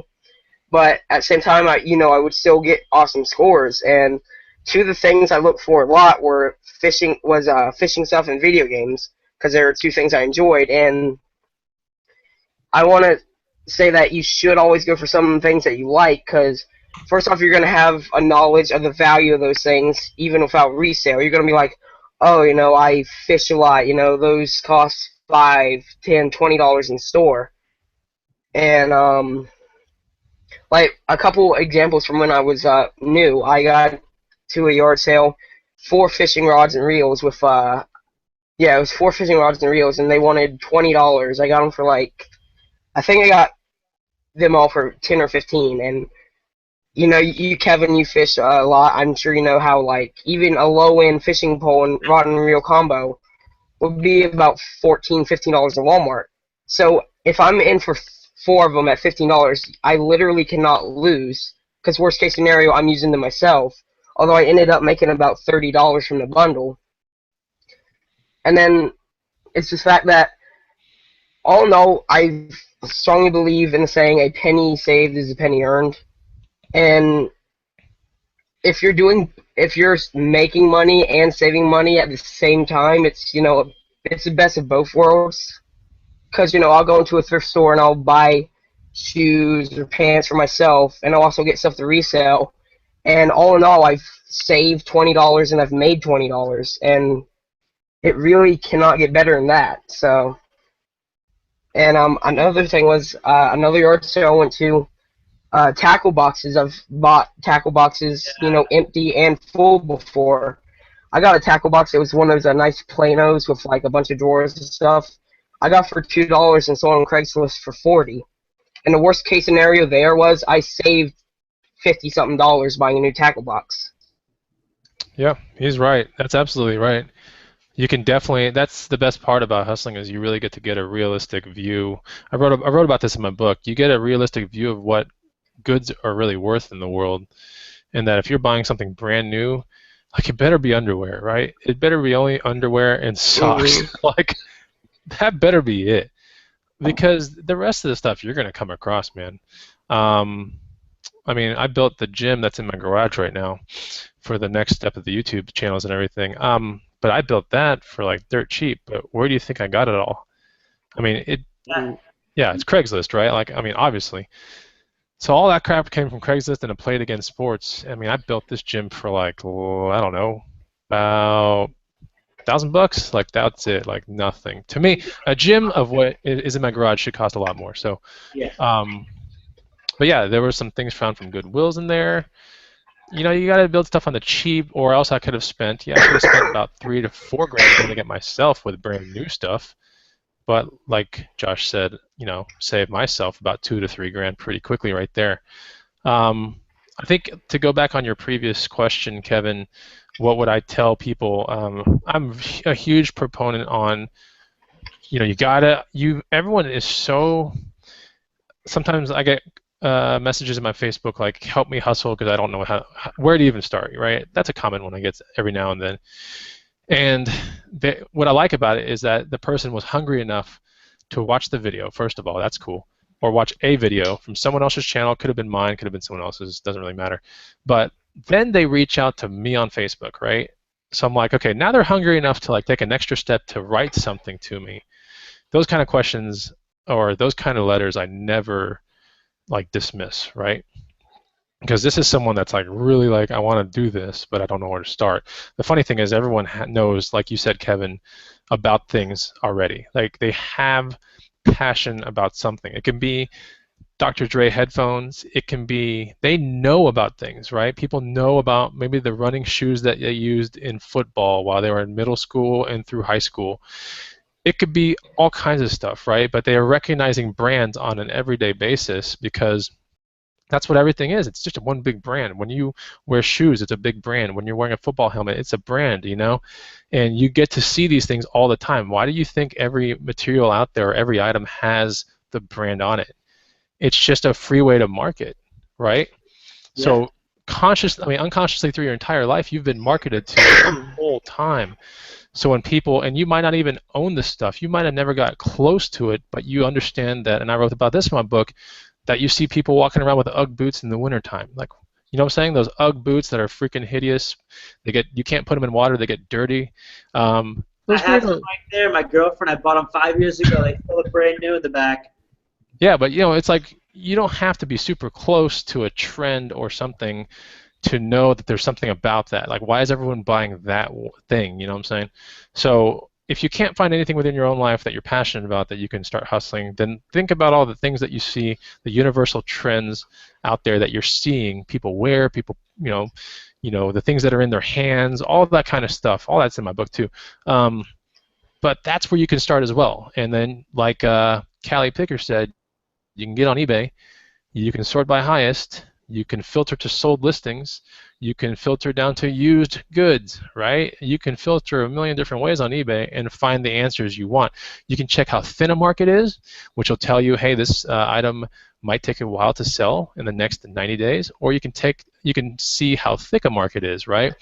Which it could be like Guitar Hero controllers. If you take a look at that market, it's just like you could scroll 60 different times, you'll never get to the bottom of it, right? Even in sold listings, even in used sold controllers, you'll find yourself scrolling a bazillion times before you come to the bottom. That's a big market. That means you can make money on that pretty quickly within 90 days, right? Now, if you're looking at something like a Swedish wool coat with elk buttons and some weirdo stuff, but it looks great, feels heavy, you get it for like 12 bucks, but there's only like 3 sold in the next 90 days, that should tell you, like, this will probably sell, but it's going to take a much longer time. So am I willing to surrender this money for that much time to make X, right? And those are the kind of questions you need to be looking at. Because money is the things that we're doing, the hustling that we're doing. The only difference is that we are controlling the outcome, really, because in a stock market, you really don't control anything. You put your money, you buy a stock, but really everyone else at the top of the company knows what's going on. There could be insider trading. There could be all kinds of weird stuff going down, and you might have bought it the last day before that thing's going to plunge, right? You have no clue, as opposed to like real hustling in like Goodwills, thrift stores, garage sales, pawn shops. Like if you test it out right, you know what you have. If you do your market research on the spot, or if you know about it previously, because this is like the 7th time you've flipped this thing in the past 2 months, right? Then you know that this is a pretty guaranteed return of money. This is unlike a stock where it's like, I don't know if I'll make my money back, but I think it's going up. This is like, I know the market, I know it's going to go up, and I know the price of it. And you're in full control of the entire situation. Provided that you actually take the time to list it and box it up, you will make money. I mean, it's like that simple. So what we're doing, we are tiny little stock traders. That's all we are. We're a stock trader. That's all we're doing, except we're not buying bunches of freaking stocks. We're not buying hundreds of shares. We're taking tiny items, right? And we're flipping them, taking the money back and reinvesting it into our business and flipping again, right? That's what we're doing. So, it's a really fun game to get involved in. And I tend to take it very seriously when people really want to get serious about it. So another reason why I made the book, why I did the room, and made that guide, by the way, the most recent one, 100 amazing things, 100 amazing items to resell, priced at 40 bucks. I mean, we understand that we priced it high. We know that. That was purposely done. So don't, like, the people that are like, why? This was purposely done. Like, it was done because we want the right people in the room, and then for the other people that are like, I don't want the room, they can still buy the thing for 40 bucks. And I swear, the day that guide came out, I had found 2 things that morning from the guide, and I already sold one of them, made like 45 on the first item, and then the second item, I'm getting an offer. I got an offer last night for it, which should probably yield me about 50. So I'll make 100 bucks. Like, it's so easy. It's not even funny. But yeah, these are things in the guide that I learned from Young. It wasn't even me who wrote this section.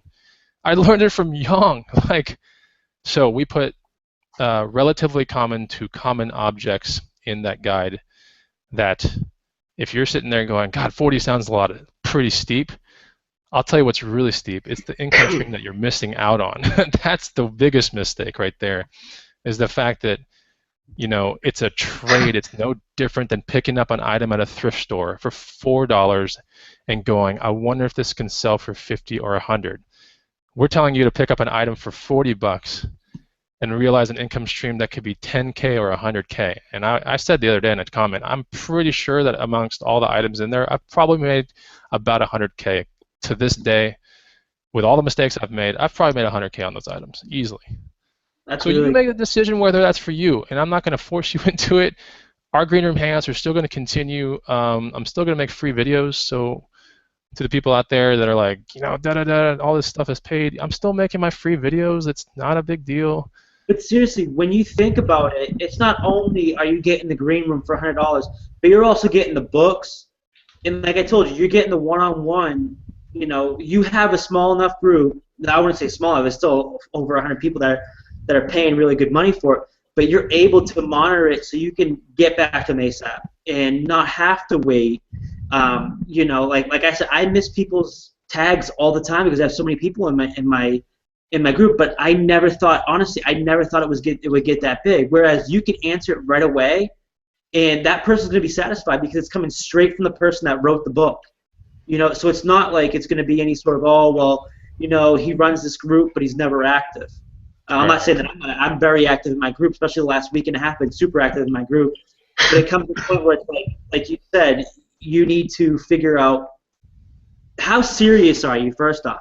Because if you're $100, you priced it perfectly because you want that serious person.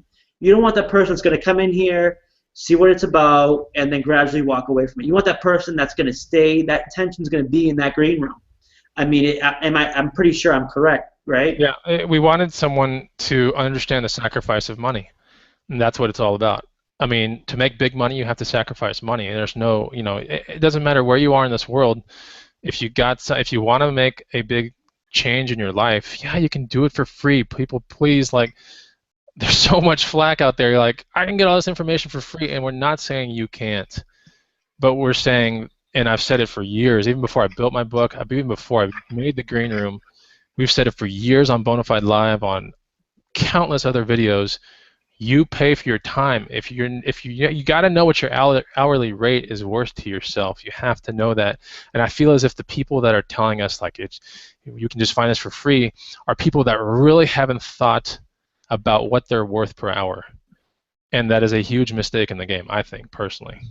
Because you can search, you can find out these 100 items over the course of maybe a month to 3 months, maybe. All 100. If you searched far and wide, you could probably find them, whether it be on Reddit or some forum or some Facebook group or something. You could probably find it. The question is, do you want to spend 2 to 3 months finding it? That's the real question. That's the ultimate question. You also could look at it kind of like it's a family too, because you started the idea, and I mean, no offense, if it was me, if I was hearing all this stuff, I mean, there was someone that wrote something on, I think it was on Reagan's page, and it was something about, I forget what it was. I don't know if it was about paying for the green room or something, and I saw it and I wrote back and I said, you know what, I think Reagan with the green room is awesome.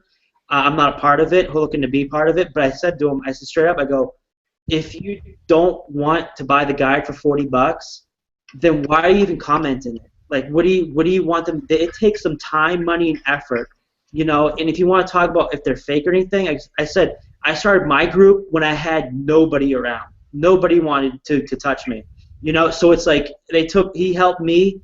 And he guided my way into growing you guys guided my way into growing my group as big as it's gotten too. And there's been many people that helped me. So it's not like you guys are just sitting there like, oh, trying to get money. It's not like that. You guys aren't fake, nothing like that. You guys have been nothing but honest and real, especially to me. And it's not because I have 5,000 group members. It's because that's just how you guys are. And I honestly took offense to that comment. And then that guy ended up deleting his comment. And I wasn't the only one that wrote it. There was like 10 different people that wrote how they felt. And they were like, you know what, what Reagan's doing and the Green Room's doing is what they should be doing. It's awesome. It's a great tool. It's helping everybody. I just don't see why people have to hate. We're all in the same business. We're trying to make money. And if, like you said, you're taking your time and energy to write a guide, to make the green room, to do your conference calls, that takes money. That takes money out of you not doing eBay or Amazon or Etsy. And it takes money out of the other 3 guys. So you got to figure it out. Like you said, how much time per hour am I worth? It's exactly what you're trying to accomplish. One thing to add on that, the more successful you do become, the more enemies you will gain. And that's true. That's about anything, though. True. I mean, that's one of the things we said in one of the Green Room Hangouts. I actually brought it up. I was like, when you start getting successful, the people, without haters, then I would be concerned, like, okay, maybe I'm not doing anything, because haters come along with success. They start coming out of the woodworks, and, it's really easy to hit a downvote button. It's super easy to just type out a really quick, sentence just to see if you can put them down. But in reality, the people that do that just go back to their normal lives, and they've got their own faults, and they have their things and their insecurities, and that's something that, you know, the very first time, the very first day the guide came out, we started getting some hate coming in, and the group, the admin group, we were like, well, how do we handle this? And I was like, we don't handle it. Yep. Because the question is why? We never wanted those people in the green room in the first place. So if we're building a business, it's like you want serious-minded people in your business and nothing else, and that's it. We want loyal, appreciative, serious-minded people that are willing to share what they make and their flips with the rest of the crowd. And that's what you're going to find in our room. And honestly, 99.5% of the posts in that room have been freaking spectacular, amazing, like on point, no griping. And that 0.5 has been a little bit of griping, but it's not a huge deal. You barely see it come around. Barely. I mean, I can't remember the last time I saw it. So we do play admin here and there in the background. But the things that are really, really, really worthy of staying in the room, we've made sure not to delete them. So they're there in the feed forever. We're working on some other things too. But this is your show. I don't want to like spoil it or anything. But there are some things that we're working on. If you're in the green room now, you know probably what we're talking about because there was something that went up on the feed today about our next step. We have people so involved with that room that they're like helping us grow the room. Like they're like, well, this is our suggestion to get the room even bigger and better and like all this stuff. And today someone wrote a big long like letter about it, and they're like, this is what I think would make it so much better, because they're like, it's great. Well, here's how we can do it even better, like all of us. And the funny thing is, it's exactly what we're working on. So it's a project we've been working on for like 2 months. So when that'll roll out, I don't know, but I'm a perfectionist like the rest of the three. I wouldn't be surprised if it took 2 more months or 4 more months to roll out. We ain't gonna roll it out until it's like just right to where it works. And even when it works, it's probably gonna have bugs. So, you know, nothing is amazing the first time around. But I'm telling you one thing: we will never not do it. That's for sure. So if there's something to be tried, and there's some demand for some product to be built, you better damn believe it that we're gonna probably figure out a way to address that need, because that's what we do, you know.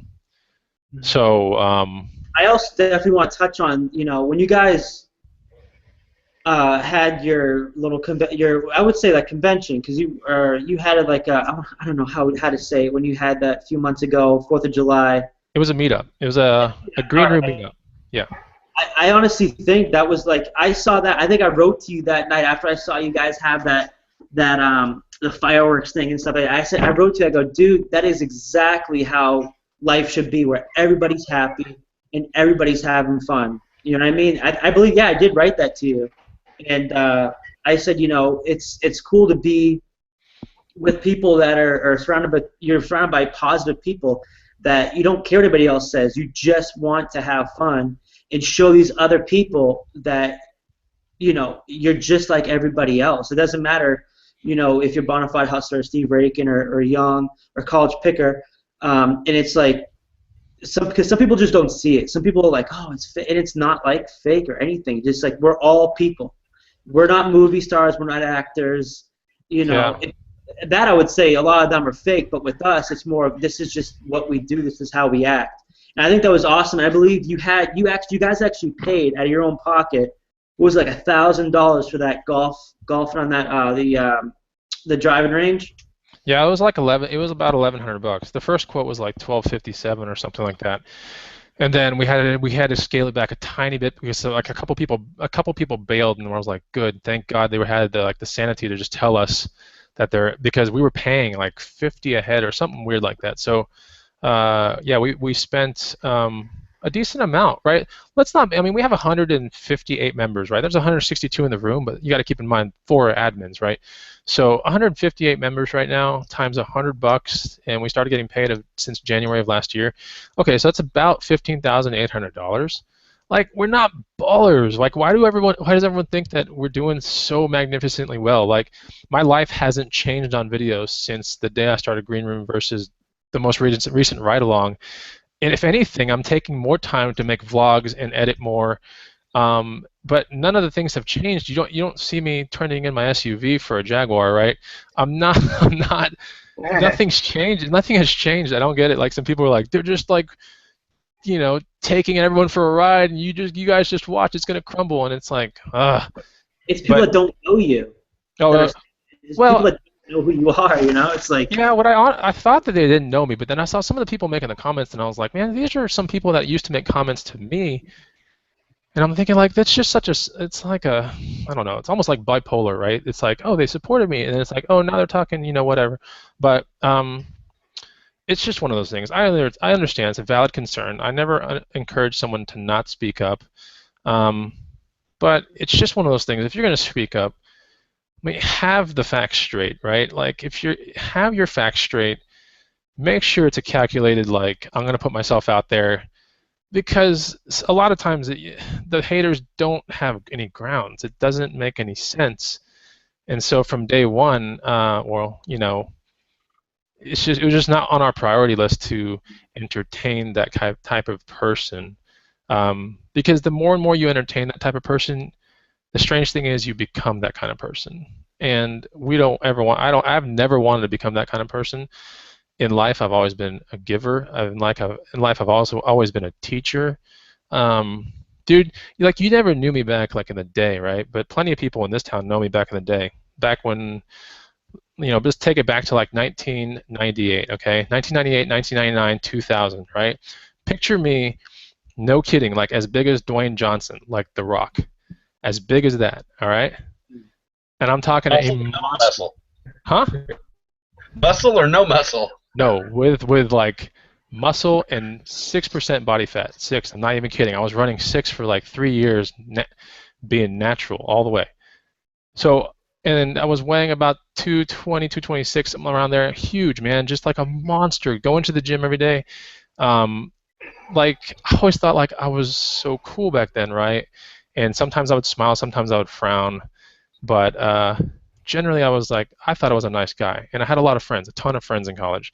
But people that know me now were like, it took me a while to get to know you because, you were so much of an anomaly back then. You were something that no one really ever sees. So going up to you was like a challenge. It was like, man, I might get crushed by this guy and killed. But the flip side of it is I might make a good friend out of it, right? And so people would come up to me and they'd be like, how much protein should I eat every day? I'd swear I'd get questions like this. Like, how much protein should I eat every day? How much do you bench? Like, as if it's that simple. Like, if I told you how much I bench, then you would become a musclehead within like 6 months, right? It's never that easy, right? But I'd get all sorts of questions, man. It was crazy. Like, are you on any supplements? Like, that's a big one, too. I'm talking like 20 times in a day I'd get these questions for 2 or 3 years straight. So, and I would always just talk to people. I would never just be like, oh, I'm too good for you. I realized I had done something with myself that people wanted to do within their own selves. And for me to withhold the information would turn me into a terrible person, right? So I gave all the information I knew. Some people got really big. Some people worked out with me. And some people didn't change at all because they couldn't carry it all the way out.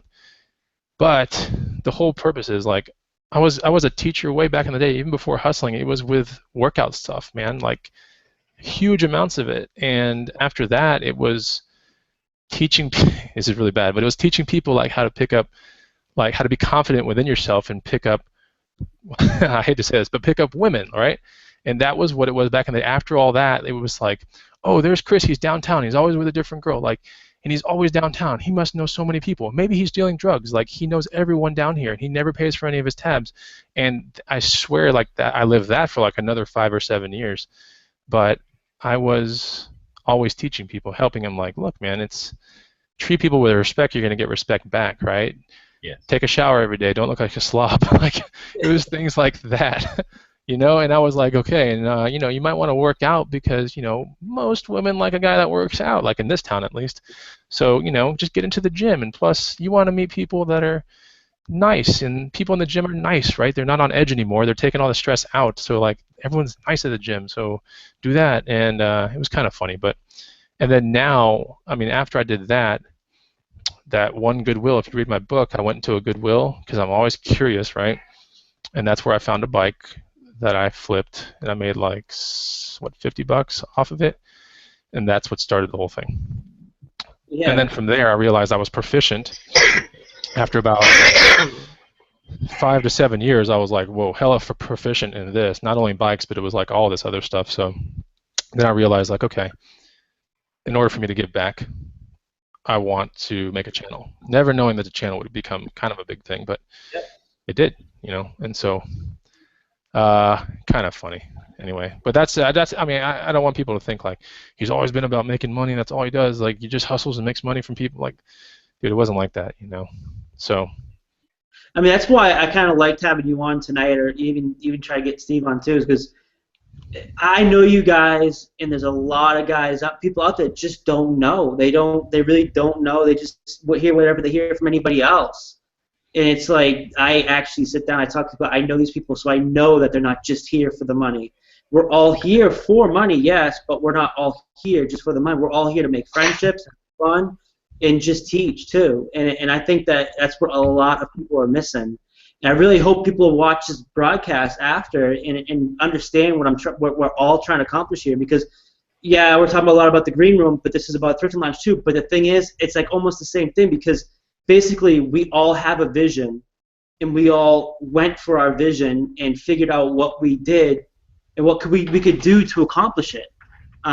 Bill Stoner says he's in it for the money. Well, of course you will, Bill. Of course.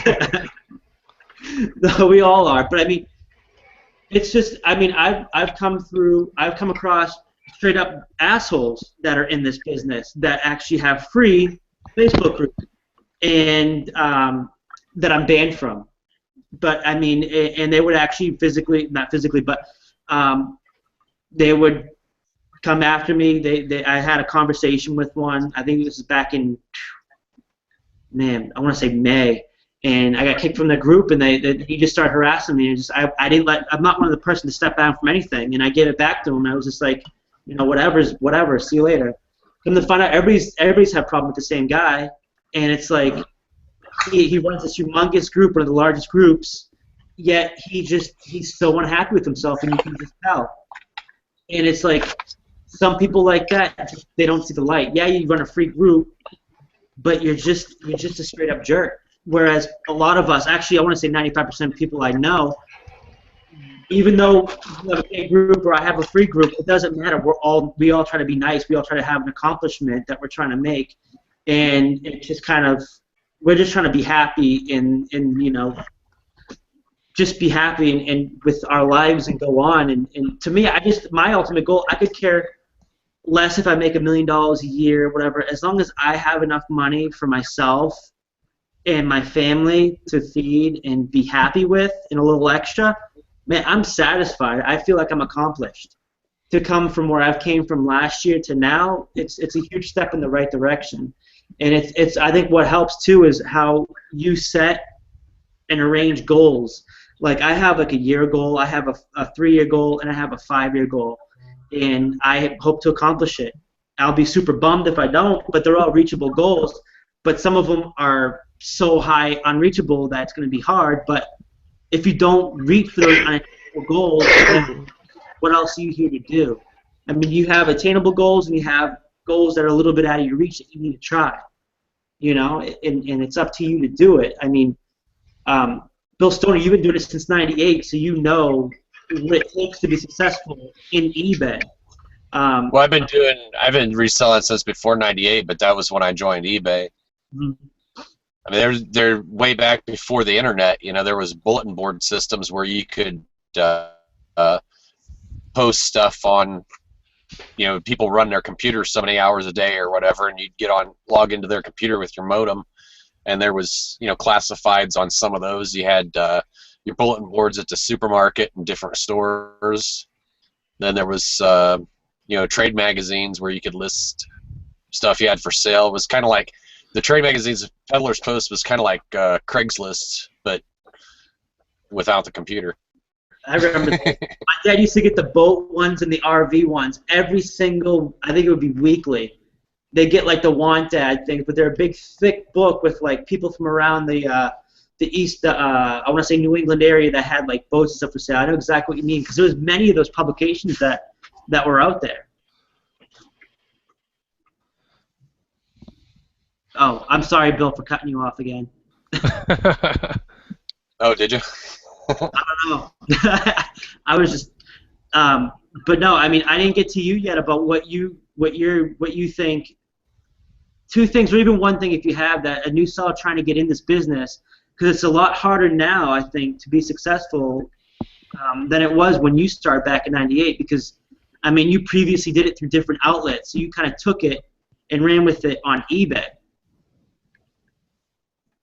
Well, yeah, eBay opened up the whole world to reselling. I mean, you got customers anywhere in the world can buy your stuff. But when I first started on eBay, it was I think I actually joined eBay before '98, but I started selling in '98 on there. And back then, I mean, it was mostly people trading Beanie Babies and things like that. It wasn't really a big marketplace yet. And everybody bitches about all these changes eBay does, but for somebody like me who's been here since the beginning, I mean, there's a lot of changes has happened over the years. But if they would have never changed from what they were back then they couldn't be where they're at now. And even though we don't like the changes they make, they have to continually change, or they won't stay around. Other places will run them over. Yeah, that's goes with the saying you always have when you stop learning, you become stagnant and you die. You always have to have change, or you won't learn. Yeah, and I don't like all the changes they do. I mean, but they're like anybody else. They're a group of people. So what do we do to make this better? They might think that something's a good idea, like this DSR rating thing, but eventually they might make. I mean, I've seen them change policy before where they've decided something didn't work and they dropped it. Yeah, some of the best intentions have the worst results. Let's see if anybody has any questions or comments. I've seen a lot. I've Daddy seen a lot wanted to from know how you recruiters. got your beat. I lit my stomach hair on fire earlier, so I got beat that way. Oh, No, I see. really. I actually went because I told Callie Pick earlier. I'm like, I think I'm gonna stop. I'm not gonna do the costume thing tonight and dress up. And then at the last minute, of course, I changed my mind. I said to Josh, I think it was before I left to pick up my girlfriend today. I said, I'm like, dude, maybe we should try to think about doing some sort of costume thing. So I bought these glasses. I was gonna buy one of the hats, dude, but I ended up having a cowboy hat here anyways. I have many of them here. Yeah, I found my hat. I think you need a bigger pair, bro. I think that looks like a night out drinking in New Orleans. Dude, I don't know, man. Like, I'm just trying to have fun. I was like, I think I said something to you, Chris, yesterday or 2 days ago about. There it is. There's Josh has it. Yes, he's got the best one for the night. I almost bought one of those, but I couldn't find a black one. I first came on, I saw him in that. I'm like, who the hell? I'm like, oh shit. No, but yeah, I also saw GilDaddy ask me, or the Gilman asked. I'm sure it's probably Sarah on there. Asked me, is she the only one that thinks that Kevin has boobs right now? I have gotten pretty fat, so I don't know. I think I'm up to like 170 or 180, but I don't know. You're gonna watch my channel when I build it, man. No, I will. You just gotta send me the link and stuff. I know it's on. Is it gonna be the same Bonafide Hustler? Or is it gonna be Bonafide Muscler? No, they're already like 13 videos. There are already 13 videos up on there right now, but it's under a channel called Boddam, Boddamn. Boddam. Yep. Like it's a play on words, so you know what the play would be, but yeah, it's already a channel. What's up? I just said gosh darn as a joke. I'm surprised you wore a shirt tonight, Chris. Dude, I was hoping you weren't, so our viewership could go up. But I guess on my next one, dude, I'm telling you, on my next one, watch. I'm gonna be on some of these green room hangouts, no shirt, I don't care, because it is pretty hot in this office, and we just got a full new AC system putting in this house, but it's still kind of hot in this office. So I'm like, probably gonna be doing some hangouts I don't really care. It doesn't matter. People get over it pretty quick. Yeah. Honestly, I'm like, shit. If I had the body, I'd never be wearing a shirt.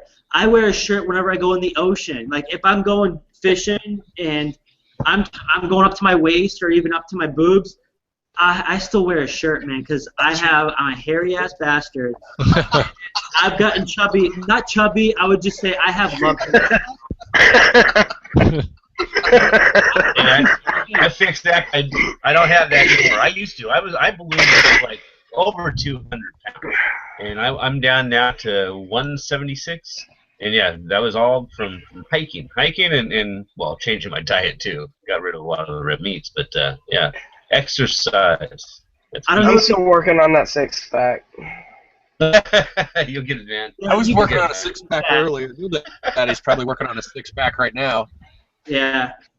Dude, I can't, like, I don't know. I want to. I'm super huge fan of you, Mr. Retro Josh, because you're 16 years old, and really, there's not much people out there doing what you do. I mean, which is what we do. But as somebody at 16 years, I think it's you, Mass Pickers, and maybe a few other people. But it's like, just think of the knowledge you're gonna have in 2, 3, 4 years, and you can even put that to your every single day life, whether it's customer service, sales, or anything. You can even put this crap on a resume and try to get a sales job. Only because for what you're doing here, you got to take stuff and apply it, and this is stuff that you weren't even taught in high school. I wasn't even taught this crap in high school. I learned this stuff after, probably I would say my first year of college when I did business management, and I applied it to car sales and cell phones, but it's just what you're doing now, though, is like you're setting yourself up for a really, really good future. I hope so. The interview I did with him, I put down, he is one few people that I do respect, and yeah, Josh, you have earned my respect. I appreciate that. I always said that I like to think that as soon as I was into this, that I gave myself the college course, as in, I forget who used to say it. I think it was Redneck Picker, that you buy your education. And every time you buy an item, you are buying your education, whether you make money on the item or not. You're paying money that, in a month's time, you'll know if you should buy that item again if you see it, or if you should pass on that item. And, I bought many items when I first started. I'm sure everyone bought so much worthless junk when they were first getting started. But at the same time, it was the diamonds in the rough that, kept them going and kept them educated. And, all the hours, and I mean hours of binge watching, just finding someone new's channel, watching everything, learning so many new things. It's a business where you really do have to educate yourself, and I believe it is much better or much easier to do so now with people coming out with, books and, because videos are great, don't get me wrong, but there's only so much there's going to be in a video, and there's only so much someone is willing to share and teach for free. So, I don't know if anyone's bought Rakin's book. I bought his 101 clothesband brands. That was the first book I bought, and it was great because, it's, you read through it. There's pictures of the label, there's detailed things on what to buy, what to avoid. He has price ranges, and it's just, you're not going to get that through video. Even if it's a great sales update video, he'll go through, 10 brands in a sales update video, and that's great because, you're getting the knowledge of exactly what he sold it for and all this, but, it's not, I'm probably random, but it's not the same, because he's showing you this item that sold, and the price it sold, but he's not saying, what to avoid, everything from that one brand to buy. And I'm sure I rambled a bit, but I'm sure you guys got the point. But well, yeah, and Steve's book also had realistic. His price variances were realistic too. It wasn't like he put in there that you make from $20,000 to $5,000 on this item. He gave you a pretty realistic goal where it's going to hit. I mean, yeah, when I bought his book, I was just starting to talk to him, I think, and it just came out, and I was like, I read it 4 different times, and I couldn't even keep it down, put it down, and it was like I already knew a lot about clothing, but I would use like a little cheat sheet, and I'd end up making it. He ended up making a cheat sheet on his new one, but I ended up telling him, I'm like, dude, you can make this shit easy. Put the brands down, it was in like what is it, not the index, when you first start. Anyways, it's like simple the brands to look for, because I don't have time when I'm in a store and to look through the whole thing and page by page or whatever on my phone. So I would just scan the brands on the or whatever it is, and if I saw that one brand on there and I read it 4 times, I already knew what to buy from, what to avoid with material, pattern. So I already knew what to buy. But there was so many brands that I didn't even know would make me a lot of money, and until I found his book and stuff like that. And seriously, he made me a lot of money just because of scanning that of the book that he made. So I mean, it really, and I've heard nothing but great feedback from that book. So wait, Kevin, let me ask you. Kevin, I got a question for you. Have you made your $20 back yet? No, I haven't actually. I'm still waiting to get that from Rakin. He told me if I wasn't satisfied, I get my money back. I'm still waiting. No, but seriously, it has. It's made me a lot of money, including an item that I sold for $300. So it's not like it's the same thing I've been trying to tell you the whole time, Bonafide. All this stuff is I don't know if all the old books are free in the file section on your group, but even the book that you're coming out with for $40 is free inside your group. That's 40% of the book that you're paying for your $100 a year. So why not step up your game and for $60 extra, get the whole package so you get all those books and you get to talk to them and they get to write you back and help you one-on-one. Plus be part of certain situations and videos and private stuff, So it's like to me it's a no-brainer. That's why I'm going to end up probably the next couple weeks here spending the $100 and joining the group. Right. His 101. I just want to clarify something right quick. So like this book right here, right? This book, we all know this book. This one right now isn't in the room for free, and neither is his 101 clothing brands. Just so you know, it's the new bike guide will be in there for free. I've been tossing up how much money to charge for this thing because I realize how much time it's going to take for me to produce this thing. So I got to weigh that. So I'm pretty sure it's going to get all kind of like, oh my God, it's too much. But regardless, I've made too much money on bikes. So if anyone wants to make too much money on bikes, you're going to have to get the thing. So if you don't want to make too much money on bikes, then whatever, But basically, in the green room right now, it's the feed that I think is worth the most. Okay. So the ever-evolving feed that gets, pummeled every single day by like bolos and on-point kind of post, I think that's very, very, very, you couldn't even put a price to that thing, honestly. And then to add extra value, we put the 40 amazing, not the 40, but the 100 amazing items to resell in there for free. It's in the file section.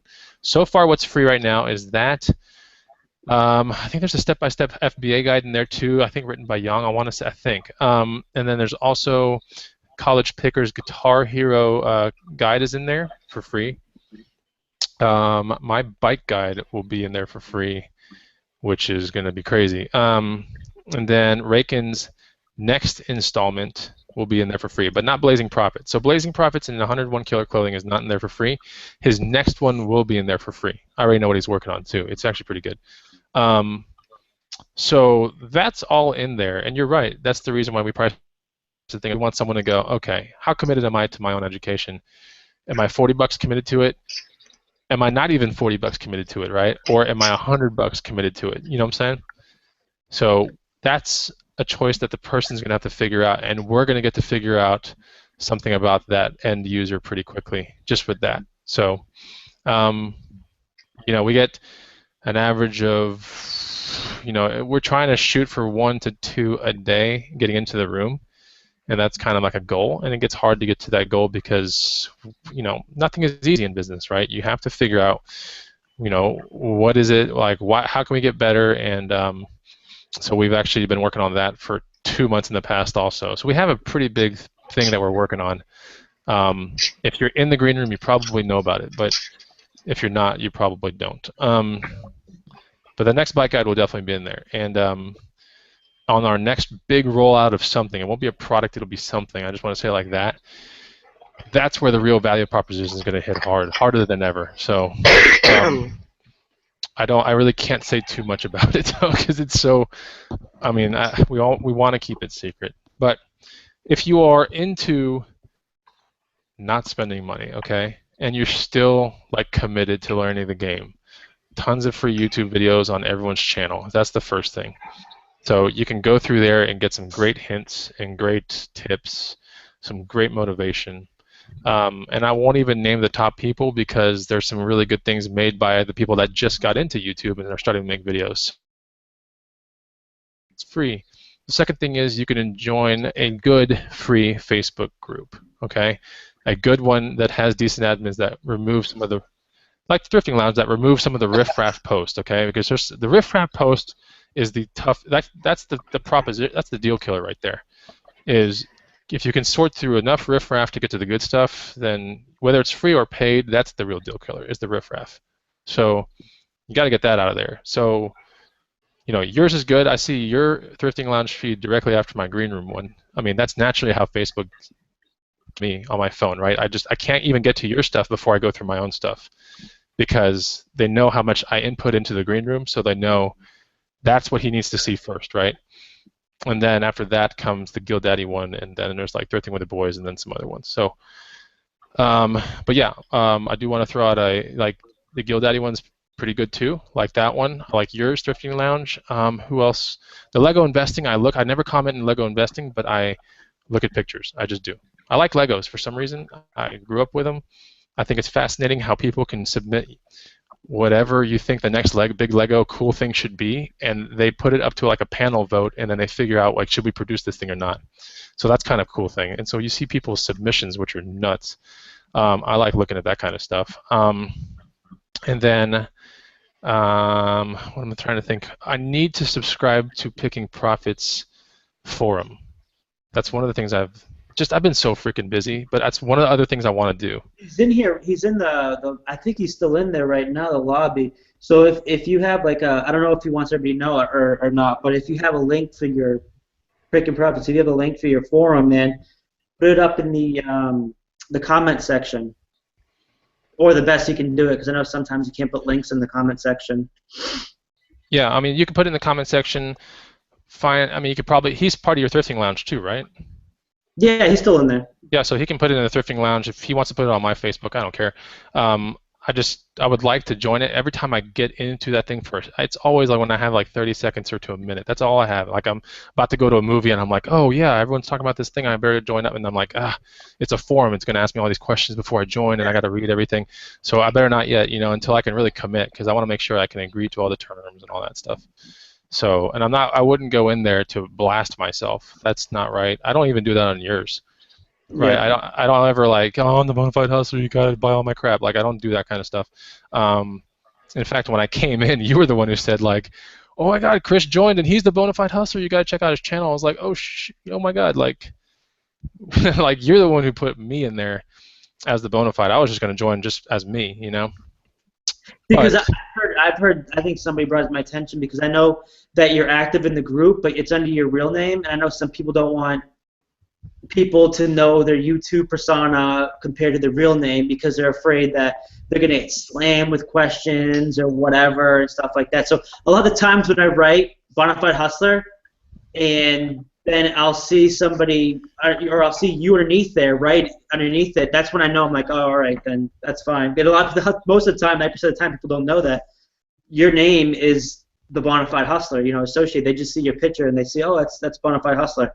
So it's like, I don't, because I've been told before, like, I think somebody said, I don't know if Bonafide Hustler wants anybody to know his real name. And I believe I deleted my post of it when I tagged your name in it. So I was like, all right, I won't put his name in there. I'll just say Bonafide Hustler. Dude, at this point, it doesn't even matter anymore because I realize that anyone who wants to find anybody's name can figure it out. Anyone who wants to figure out where someone lives can figure that out. You can figure out anything and everything. With the day and age that we live in, you can figure it out. Not that I'm going to say you're going to find anything crazy about me or incriminating. It's just one of those. You're going to figure it out. I just don't go out openly saying, I like to be known as Bonafide Hustler, and on my workout channel, I'm going to be called Bonafide. and that's just kind of the way it is, you know. But yeah, those are the free things that I think you guys out there should join if you find yourself like maybe cash strapped and you're like, I can't afford a $20 guide or a $40 book or a $100 green room or any type of subscription website that maybe some other YouTuber has. It's okay if you can't afford it. We're not saying you have to.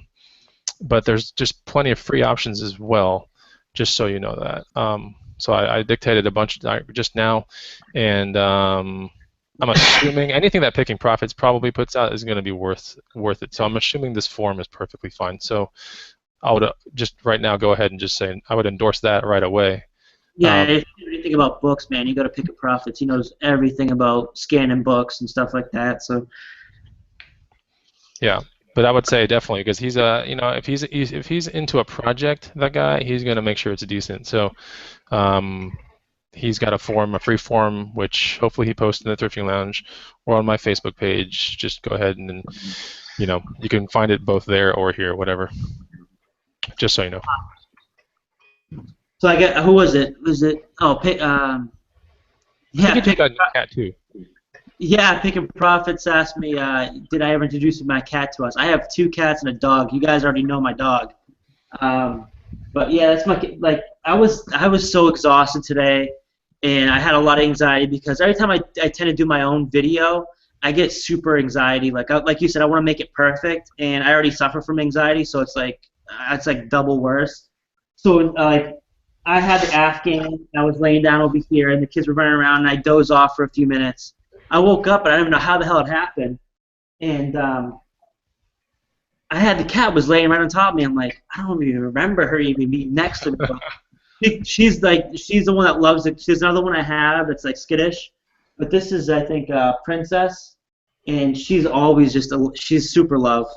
And but that's my cat. And my dog's Trixie. And I got 3 kids.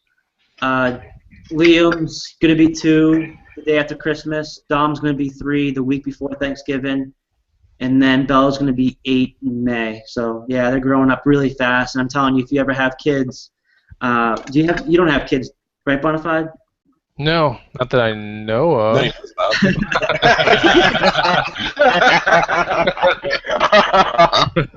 not. Oh God, I had to. I'm sorry. No, I don't have any as of right now. No. It's just, I mean, maybe 2 or 3 years from now, maybe next year. I have no idea. It's just one of those. They always say the time will never be right. I'm always like, when my complete income is on some passive track that I'm like complete control of and all that. That's when I want to do it. That's probably the stupidest thing to say, honestly, because there's no perfect time. It's just like have them and enjoy it, right, Kevin? No, like seriously, like when I first met Nikki, we were together for a year, and I just think it happened when you're ready for a kid and you want one, you try. And we tried for 6 months, and then we're ready to move to Florida. This is when we first lived up north, 2006. We're ready to move to Florida and make that leap. And because I used to live down here a few different times, but she never has moved out of the state of New Hampshire, so. And then all of a sudden we got back from my sister in Florida. We got back up north, and we had a place picked out, everything, down payment, and all this. And she's like, she called me one day, and she told me, and I was like, "Are you sure?" She's like, "Yeah." I go, "No," because it wasn't the right time. But you know what? Like you said, it happens. It's meant to me. It's meant to be, and I would never change anything in the world. And when we moved down here, she was pregnant with Liam. She was 7.5 months pregnant, and we didn't even know. Honestly, we had no clue. It was like right after we went to an ultrasound, they told we were pregnant. Went to an ultrasound. Right after that, she started blowing up. Not blowing up, but like started showing. So it was strange. Like 7.5 months pregnant, and we didn't even know. So, and then my last one, Liam, was supposed to be a girl up until a week before she got induced. So it was like we had the name picked out, we had everything done. We had the crib, we had the room made, and we found out we're like, oh, if we didn't go in that day because she was dehydrated, we would have thought it was a girl coming out having the baby. So it was strange. They go downstairs for a drink, come back upstairs. They say, "Yeah, you're having a boy," and I'm like, "Wait, what did I miss?" I just go outside for a drink downstairs. I come back up and we're having a boy now. Got a boy, man. You got a boy. But you know what? I get so frustrated at times. I mean, who wouldn't with 3 kids, and I watch them all day long. But it's like it's little things. Like last time we went on vacation. I'm sorry, I'm going off subject, but last time we went on vacation, we stayed at this place, the Renaissance, and we just had. It was the first time in a long time we didn't have any friends come with us. It was just a family. And like it was the best time. I swear to God, like I cried 5 different times because of the joy I had. It was really, to me, it was real emotional and strange, and like it was so much fun. Like the best memory is like running down the hallways wrestling with the kids. You know, when we're going to our hotel room and stuff like that. Just stuff like that sticks with you.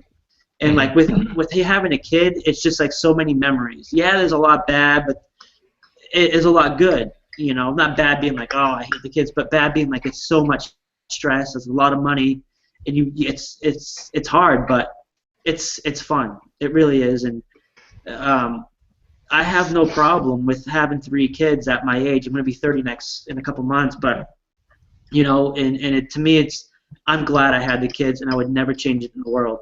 You know, I just couldn't. And you should probably vlog a little bit, man. Huh? You should probably vlog a little bit. I'll tell you right now, from my vlogging experience with 8 videos or 7, whatever, that the vlog videos are really fun to do, because they're just real easy to cut edits. I mean, no fancy schmancy stuff. Like, you might want to think about doing that. It's a good way to get, I guess, connected with everyone around you, right? I even put my family on my vlogs. I put my girlfriend, put my brother, put his wife on there. You know, anything and everything that I find fascinating in the world, or things I want to show people, like you can achieve this at my age, or you can do these kind of things, just put your mind to it. I put those things on the vlog, but you should do that kind of stuff. It'll bring your family together even better, and they can do wacky, dumb things on there, and it's not like, who's going to judge you on YouTube? I mean, who's going to sit there and type out, like, I think your family sucks, right? No one's going to do that, dude. You know? They're all going to start going... You're going to get a lot of people that are going to relate to it. A lot of people with families that are going to relate. And that's what I absolutely think you should do it, man. Yeah, the thing is, my daughter, she's not camera shy. Like, she seriously, she takes my tablet and she watches these stupid shows. Not a show. It's these people, grown-ups, like, mind you, like, they're both, like, married, and they buy toys and they play with the toys and they talk like different voices. It's called Bins Toy Bins. So if you YouTube Bins Toy Bins, there's like over 1 million subscribers. I mean, there's a shit ton of people watch them, and like that's her name, Bins Toy Bins. And there's 2 different people. But the thing is, like, I hear her watch these all day long, and she loves it. And so it's like, to me, it's like she loves doing something, being in front of the camera, just watching it. And she's done a few like little videos, like she tries doing haul videos, but it's really like the stuff she has, and like she'll just like, I don't know, she's just out of this world, and I love her to death. But my girlfriend, she used to like doing Hangouts, but it just doesn't grab her attention as much as it does with me. But we have a really fun family and a great household, and it does get stressful at times, but it's just so much fun. But like I said, if you're not ready for kids, wait, because it changes your life in so many different ways, for good and for stressful times. I'm sure Bill can follow me up with that, and Callie Picker. Yeah, I'm 46 and we have 5 kids. My youngest just turned 3 yesterday, and our oldest is 15. Myself, I have no children that I know of either. Well, no. Yeah, I have none that I know of. I have a lot of nieces and nephews, like 37 nieces and nephews. Oh my gosh. Good God. Yeah. It sucks at Christmas time, let me tell you. Oh, yeah. I got a niece and a nephew. Someone wrote, Pick and Rock Las Vegas says, haha, Kevin, my son watches the same videos. Dude, that's crazy that you watch those videos, because one of my really good from high school, started, I don't know, maybe 3 or 4 years ago, started an unboxing channel with his kid, and they started. Yeah, Basically. they unboxed this crazy. It could be Legos to Dagodar stuff to trashy packs or whatever those things are called to Beyblades, all that kind of junk. But they were unboxing this kind of crap, and then they were playing with it and demonstrating it. And then before you knew it, like if you look at the background of his videos, like you realize the house is filled with toys, and you're like, wait a minute. You start making the connection, like, and that's when I called him up.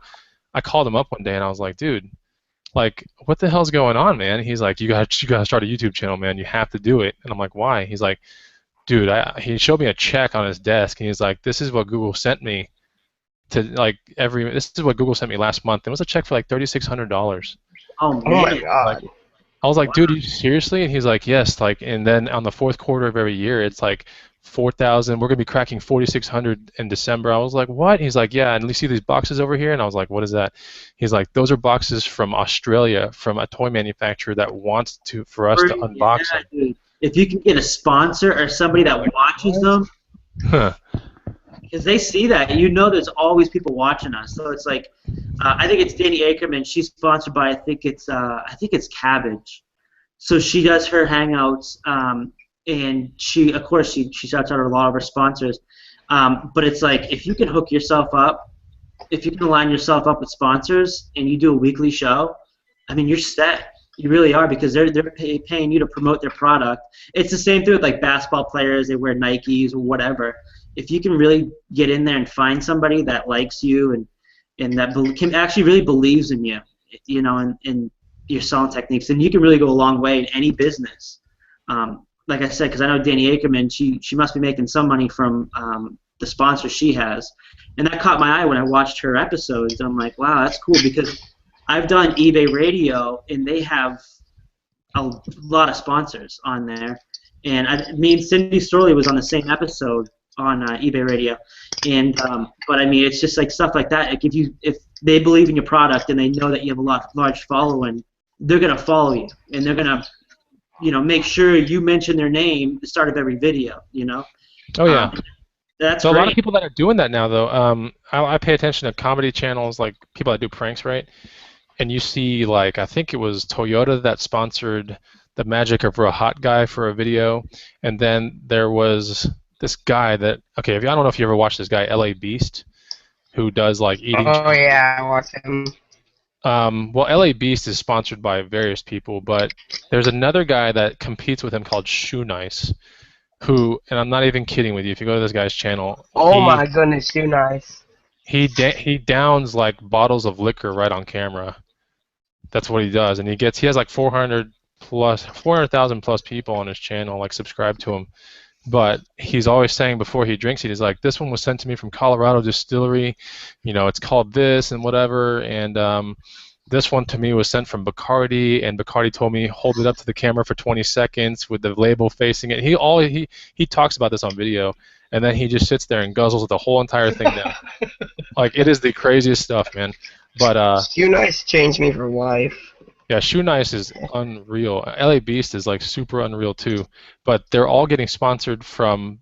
This is what people are realizing, is that you can put your product in a YouTuber's hands that has like 1 million to 5 million people, and there's like no risk. Like, you just give them the product and you'd be like, hey man, just dance around with the damn thing or eat it or something. You know what I'm saying? Like, that's it. Like, that's all you gotta do. And like, all their people are gonna see it on their feeds and go, oh man, I didn't know Bacardi was making another rum. I didn't know that YOLO rum comes from Colorado. Like, you have no idea.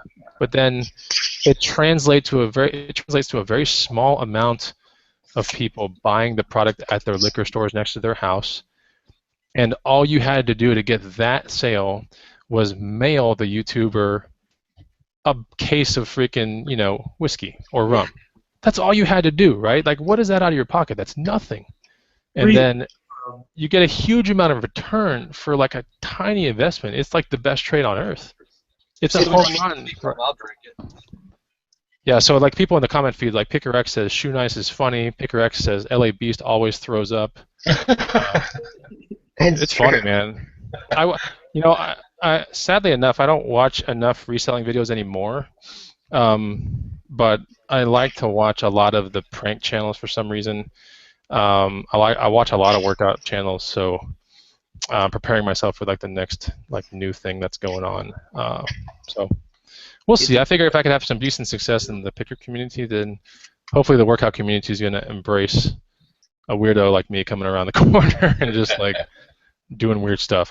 Who knows? I don't even care though, because I'm going to do it because I'll always wonder like if I don't do it, I'll always be wondering. Like a bucket list, mark it off a bucket. Like I know one of my bucket lists. I actually added it because Cool Codes marked it off. His was making an ebook. He said I just did it for a.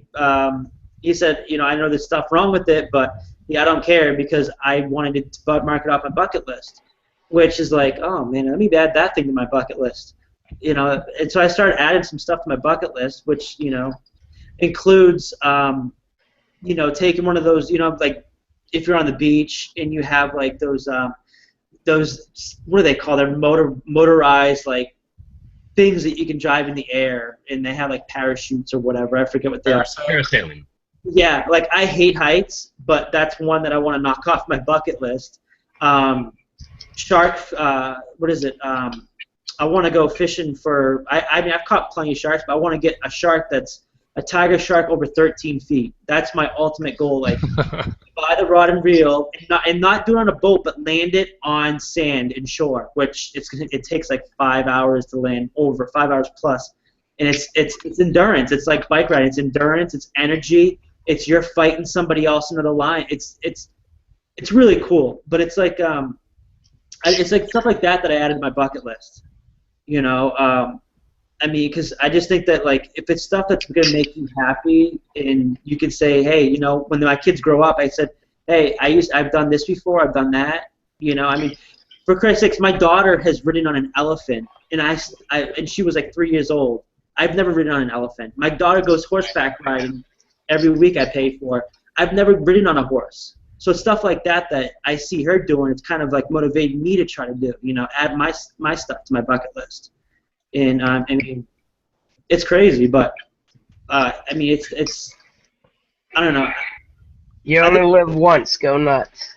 It's exactly what it is. If you don't try something, you'll never know the end result of anything. Because honestly, lately the last couple of days I've been thinking of like, man, what if I went out and I got hit by a car? I watched a few movies a couple days ago, and it kind of hit me like, man, like, I think one movie was like a person had cancer and died, and another one was like person got killed or whatever, and stuff like that. It's like, man, like that shit's real. Like you can walk out your door, get hit by a car, or a freak accident, and never live. Tomorrow is promised to no one. It's true, exactly. Like, what did you leave? Did you leave like your footprint on the world? Like it's just crap like that. I mean, I get so philosophical sometimes that sometimes people don't understand me, but it's just like that's how my head is. Like I think of different things that are just different. I'm sorry, I'm just rambling.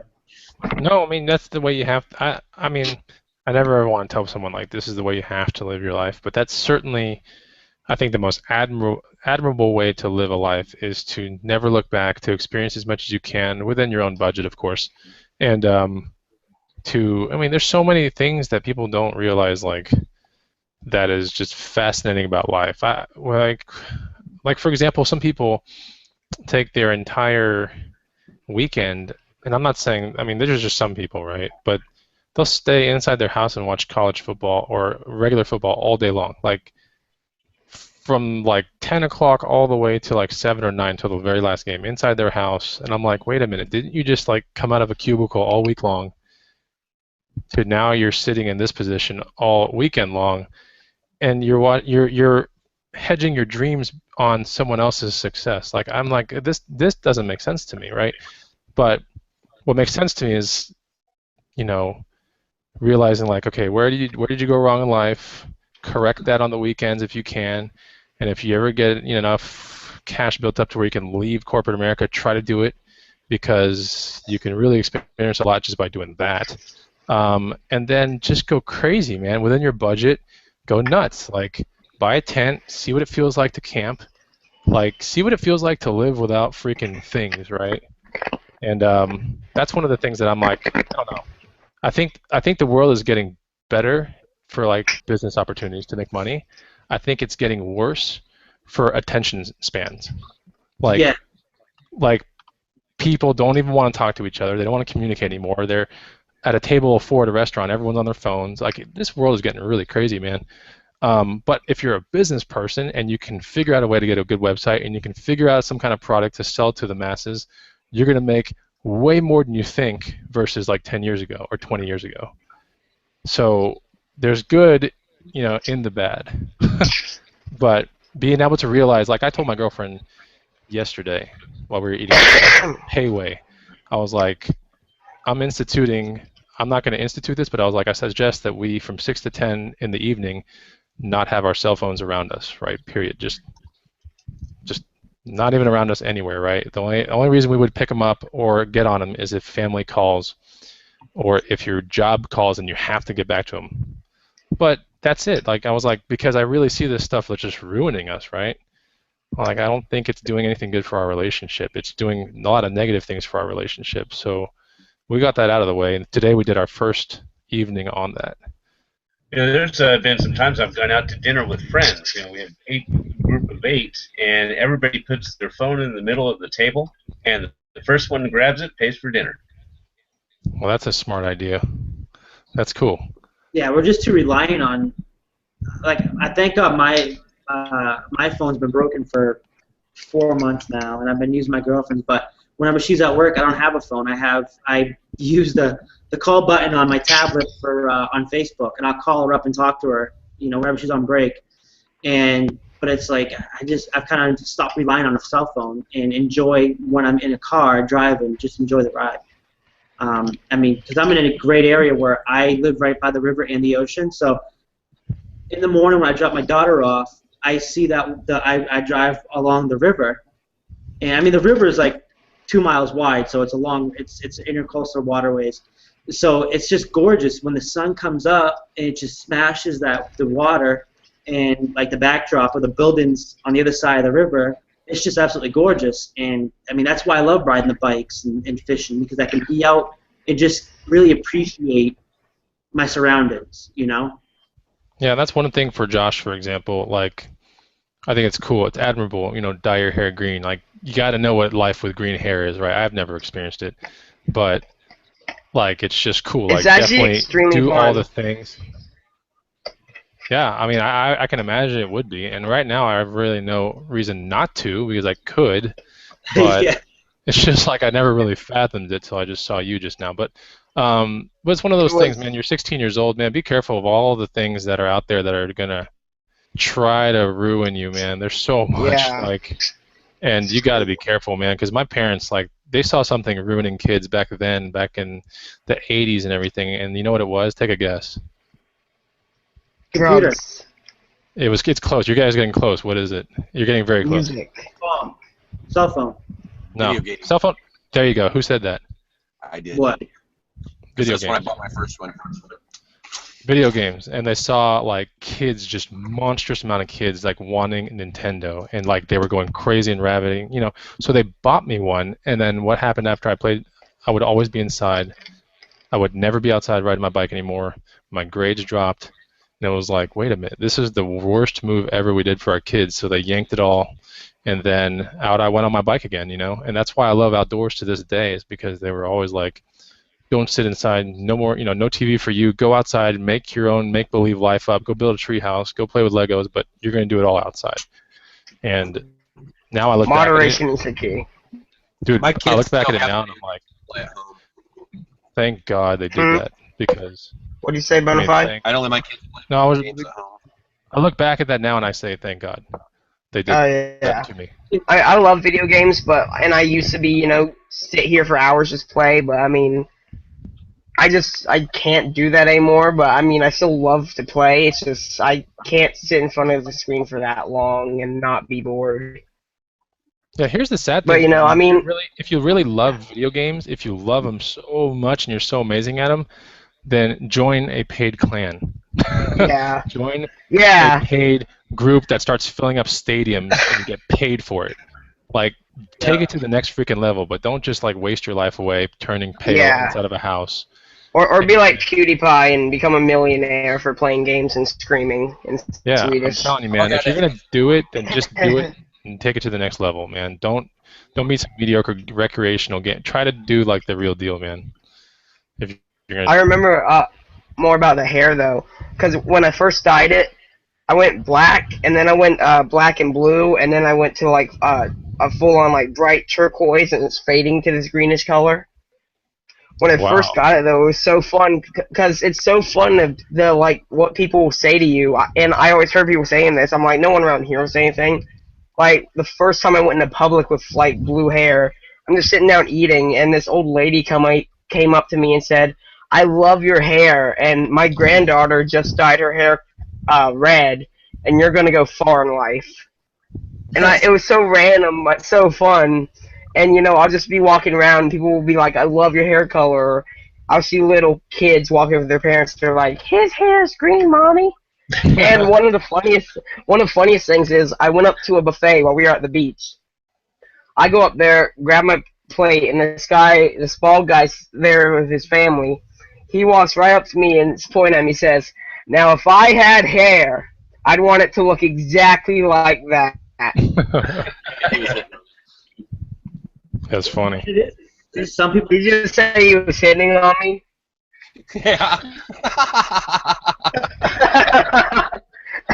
I hope not. He was at least 50. No, but what it is you got a lot of balls to do you agree your hair green because you just don't care what anybody thinks, Yeah. A lot of people are too stuck into caring what people think, like with eBay and stuff. Because I know a lot of people are like, "Oh, I'd love to get into it, but it's everything they look at, not focus on the positive or what might be, like Yeah. Bob was saying earlier with his girlfriend and taking the supervisor position. It's exactly what it is. You're just scared to make a leap. Yeah. You always got to just go balls to the wall and do what you want. As long as you're not hurting anybody, do whatever you want, in moderation, of course, but because, you got to live your life to the fullest. Like, you got to kiss ass or kick it, so make the choice. Yep, you can either worry about what other people think of you or enjoy your life. Yep. Yeah. But I'm gonna wrap this up. I'm a hair pink in October. I'm gonna wrap this up, guys. But I want to say, thank you to Bill Stoner, which is you can find him admin in Thrifting Lounge, and thank you to Kelly Picker. He runs. Why don't you have people tell people about your show real quick? I'm sorry, what? When do you have your next show on? Oh, I posted at 5 p.m. Pacific time on Tuesdays. It's going to be a really good one this next week. It's going to be a friend of mine. She does Etsy, creates her own jewelry line, and is extremely successful. And you had Josh on last week, correct? Last week I can't even remember. Josh was the week before last, and it was Picker Paul. All right, so I must have flipped through your channel. It was because I was like, I thought Retro Josh was recent. Because I must have flipped through your channel when I was looking at your YouTube videos. I had Retro Josh was week before last. Okay, and then Retro Josh, tell everybody where they can find you, and do you have anything going on in the future? Not really. I just plan to I plan to pick up some part-time work and save up funds and mostly to pay off stuff and get more business items, and after I've accumulated some savings and such, just hopefully go completely full-time, FBA and all, and focus on that more, and yeah, just move along how I want to. I turned 18 in less few months, so it's exciting yet also terrifying at the same time, but I gotta do something with it, so. Stay young, man. That's all I can say. Stay young, bro. Like, it's shit time. Shit flies fast, especially after you have a kid. It's crazy. You're not going to know what you're capable of until way later, man. But just if you enjoy something, make sure you try to like figure out everything about it now, because you Mhm. could be the next Tiger Woods, you could be the next professional gamer, you could be a freaking hairstylist, bro. Like you could be anything you Oh my want god. and make a ton I of tried to freaking cut money my doing hair it. once, and that did not go well. Yeah, you can I do it, always man. You can do it. Just When I cut it myself, I had to go get it professionally fixed, and I did it so badly that the lady who cut my hair for me was actually mad that I had done it myself. jeez. I always have a saying though, like one thing I've always remember saying when I was a little kid was, reach for the stars, take it really seriously. You'll be surprised what you're able to accomplish. I think it's a pretty good quote. But I'll wrap it up with Bonafide Hustler. You got a crap shit ton of stuff in the works, and we all know you can find him at Bonafide Hustler, a YouTube channel, a green room, and give us a quick rundown. Yeah, you can find me on YouTube at the Bonafide Hustler. Always trying to make some really entertaining videos, fun and free videos. So, and then if you want to take a next step up from that, you can definitely. I really suggest that before you even get into the green room, maybe this might be something you should take a look into if you're a beginner or intermediate. It seems to be something that consistently over Amazon people have said like it's just a great book to really get motivated, or if you're in the game or beginning to get in the game or you're halfway into the game, it's just a motivational book, which is what I wanted it to be. So it's going to transgress through time as one of those kind of books, and it's not the kind of book that's going to tell you what to buy and sell. It will not tell you that, like, here's what it'll sell for X, or it'll sell for how. It's not one of those books. If you're looking for those kind of books, you're looking for more of a guide, right? This is a book, and it's meant to be educational. So I'll let the reviews speak for themselves on Amazon or Smashwords.com. You can just look it up. Flip that SH exclamation point T. That was my very first book. Since I wrote that book, I've just gained so much more knowledge through just my own hustling and this other thing called the Green Room, which I am a admin for and a creator of, among with 3 other people. But the green room is like the ultimate jump, think of it that way, where if you're really committed into learning this trade and you're really serious about like maybe I want to leave corporate America, or you're an intermediate or beginner, you're like I want to take it to the next level, and I've got $100, like this is something you need to consider. So we have a room that's run on Facebook by us, College Picker, Retro Aficionado, Rake and Profit, and me, and we basically help people out to make a whole lot of money. The group is almost self-sustaining. Like we could probably exit right now and the group will just start running itself, but it's not about that. It's about helping people where we can. It's about the value proposition of having the guide in there as well, 100 amazing items to resell.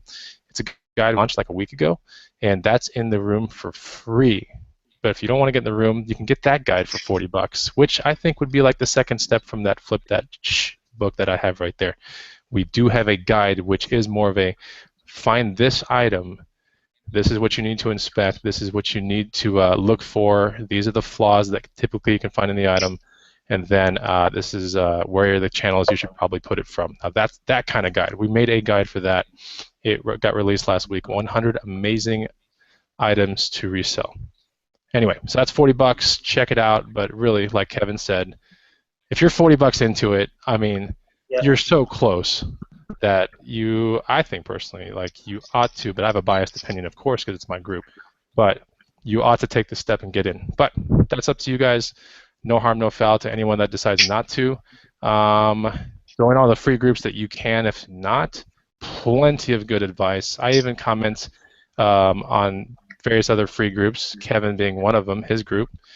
And don't forget the fact of just, what am I saying? Like if you're at a garage sale, for example, or at a thrift store, and you have maybe you're not in the green room, for example, but you have an item in your hands that you're like, I can't figure out the decision-making process to buy this or deny it. That's one of those things where a group with 5,000 people will really help you out pretty quickly, Like you can snap that picture and you're going to get feedbacks from who is not going to be looking at that? 5,000 different possibilities if you think about it. can come through on that comment feed. So, and that thing's growing every single day, right, Kevin? We're already up to 5,300, and we hit 5,000 over the weekend. Yeah. I think Friday or something, and it's crazy. Like, I don't even know. I honestly have no clue where these people are coming from. All I see is like we're adding people just like, at least almost like 50 to 75 people a day. It's getting crazy. But I mean, we've monitored it. So we've cut out the people that just aren't good news. They've come over from different groups and they do the same thing. You just have some of these people that just go to every single group and what they do is right. Everybody else says no, and we don't want that crap. We want everybody to help everybody. Right. So that's definitely one of the things you can join. The Thrifting Lounge. These are the ones that I'm just going to tell you right now that I'm a part of or that I joined. Thrifting Lounge is one of them. GilDaddy is another one of them. Really a prominent YouTuber with him and his wife, Gil Mama. So that's definitely another one. I will go ahead and endorse as well Picking Profits, his forum, which I'm not a part of, but I'm on the brink of becoming part of. So I already know it's going to be worth it because anything that Picking Profits puts out is definitely worth it. So definitely look into that. Those are 3 solid freaking options you have if you want free. That is a solid thing to look forward to, and this is right. 2 are on Facebook and 1 is on a forum. So how can you go wrong with that if you want free? I mean, that is the way to go. And like he said, like Kevin said, they're working hard at the admin part, and that's great, man. I mean, once you can weed out the bad stuff and just leave value, that's a great thing, And like I said to you earlier, I mean, I should definitely suggest if you look at admins, you gotta take your time with it. You gotta make sure you do the right decision if that's the route you want because eventually you're gonna end up getting to the group where you have to have somebody there bona fide that and like Bill knows because he came to me and said, hey, do you need another admin? And I'm like, man, you're next on the list, and I took him right away because we needed it. But you need to make sure you know the person as a whole before you make anybody another admin because you got to make sure you can trust them with deleting people, trust them with scanning through everything and all that stuff. And because I know you said you don't want to be the bearer of bad news to people when they come in and they want to be guns ho and be jerks and stuff like that because it gets hard, man, to tell people that you got to go because we don't like your attitude here. See, I don't have and that's one of the things. We're going to do that for sure. And I think the admins that we're going to pick are actually going to come from within the group because they know the style of what we're looking for. So they're going to be people that we have not met face-to-face. Well, some of them we have. But I'm willing to bet there's going to be 5 others or 10 others that are going to be promoted to admin status, which we will pay. That's the crazy part. We're going to pay them. And they know the style of the green room, right? The green room, it has its style. I hate to say it, but it has a style. It does. And the style is, I mean, it's a very positive. There's no other word to describe it. It's positive, encouraging. If you're a newbie, if you're experienced, I mean, you're going to find value in the place. So, yeah, we're definitely going to be, like he said, I don't want to be an admin forever. There's no way. I'm not an admin now. We have that dictated to someone else, but I just can't find myself there. Like, I love helping people way more. And I love posting things and pictures to guide people. I love working on more value for the room, whether it be a guide or a secret seminar or something, or planning out the next thing, like a golf thing, Kevin, like you were saying, like planning out some crazy thing once a year. It's a lot of fun. I suggest you, I had Cindy Sorley on, and she is, huge with eBay and stuff like that, but she has conventions with eBay Radio, because she's been doing eBay Radio for years with them. So she goes out to Vegas, and then a lot of her group members go out for a year thing, and they have her T-shirts, and they all go out thrifting. They just go out and have fun in Vegas, and I mean I think that's how I want to do something like that, whether it's a different state or even my state, because I think it's cool to meet people like how you met them and stuff, and on a different level and stuff, and it's cool to know people that are doing the same thing as you and have fun with it. And when I saw you in the pictures and the videos and the updates, I was like, damn, dude, that looks like so much fun because I'm sure you had a blast doing it. Yeah, it was a lot of fun doing that. But I guess I want to echo one of the things that you're saying. Like you were saying, I want to do those things. I want to have those people on my show. I want to talk to those people in real life or go to a convention and be part of it. It's the same thing that we want too at the Green Room. And we believe that power is a good thing if you harness it correctly, right? Power for us can be enough support to where we can get someone like maybe Mike Wolf, right, to talk to some people at a convention based upon us if we book the convention in the first place. Well, that's the kind of vision that we're seeing, right? We want someone big, like huge, to talk to everyone like, hey, you can start picking at any age level, and here's what you do. I would love to meet Mike Wolf in real life, but he's so big to the point where I think you need some sort of power or some kind of goodness group that you're promoting to get him to be a guest speaker on. And still at that point, if you're removing him from his normal daily routine, that's probably got to cost some point. You know what I'm saying? Mm-hmm. Because you're booking somebody, yeah. Also, maybe less fireworks next time. Oh, dude, it's going to be nuts, man. I mean, next year when they come back to Austin, it's not going to be at the golf place anymore. It's a different place, but we're going to be inviting YouTubers and green roomers, whoever. The green roomers are more than likely just going to get comped straight out, because that's just the right thing to do. The YouTubers might have to pay a tiny little, small, little fee, but it'll be really insignificant. It's more of like connecting with people to show them, like, hey, we're not better than anybody, right? We're not better than anybody out there. We are real people that made a good decision to educate someone else. That's all we've done, So we want people to understand, like, we're not unapproachable. We're not too good to help you out to resell. Like, we're not any of that. And that would be so much fun, too. Yeah, well, anybody's invited to it. I mean, anybody's invited to it. I've even reached out to, who have I reached out to? Just various people that have been on our Hangouts, like Katie Patton. I've invited her to stay at our house. So it's just one of those things. Like, if you got that lifestyle that you can, just break away for a weekend and go down to Austin in the middle of the summer, or you can maybe make a vacation around it, you can go down there and, dude, I'm telling you, we're going to have a pretty good one this time. We're going to have an epic meetup this year in 2015.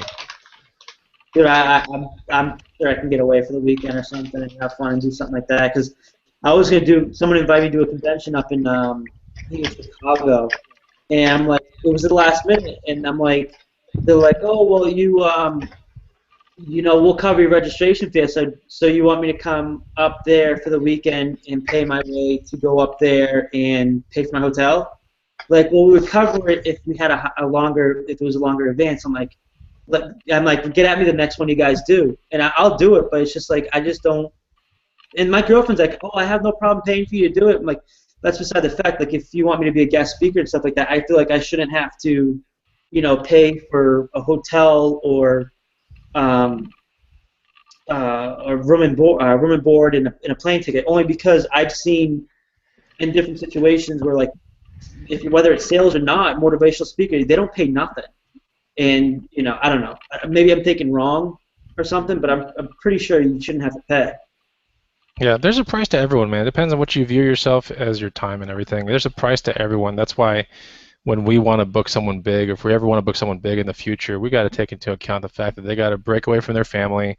They've got to get down there. That's all that time away from their own normal business just to speak at our event for like an hour. You know what I'm saying? It's like, wow. If you start looking at that, you realize that might cost $20K, That might cost a pretty hefty amount of money, and we want to be able to be lucrative enough to do that, to where someone goes, oh my God, like the green room had some seminar, and freaking Mike Wolf spoke at it, like he was the head speaker, and then they had all the other people and Chris Green and all those other people from Scan Power, and random people that you see that you want to talk to, So I don't know. It's a big vision. Don't get me wrong, but if you're not thinking big in this world, I mean, that's almost like not living, I guess, Yeah, exactly. But yeah, I'm going to end it right now. But seriously, guys, thank you for 5,000 members. Thank you to Brianna Mola Green. Thank you, Josh Harrington, Josh Schwartz, Sam Zaki, Sky Bryant,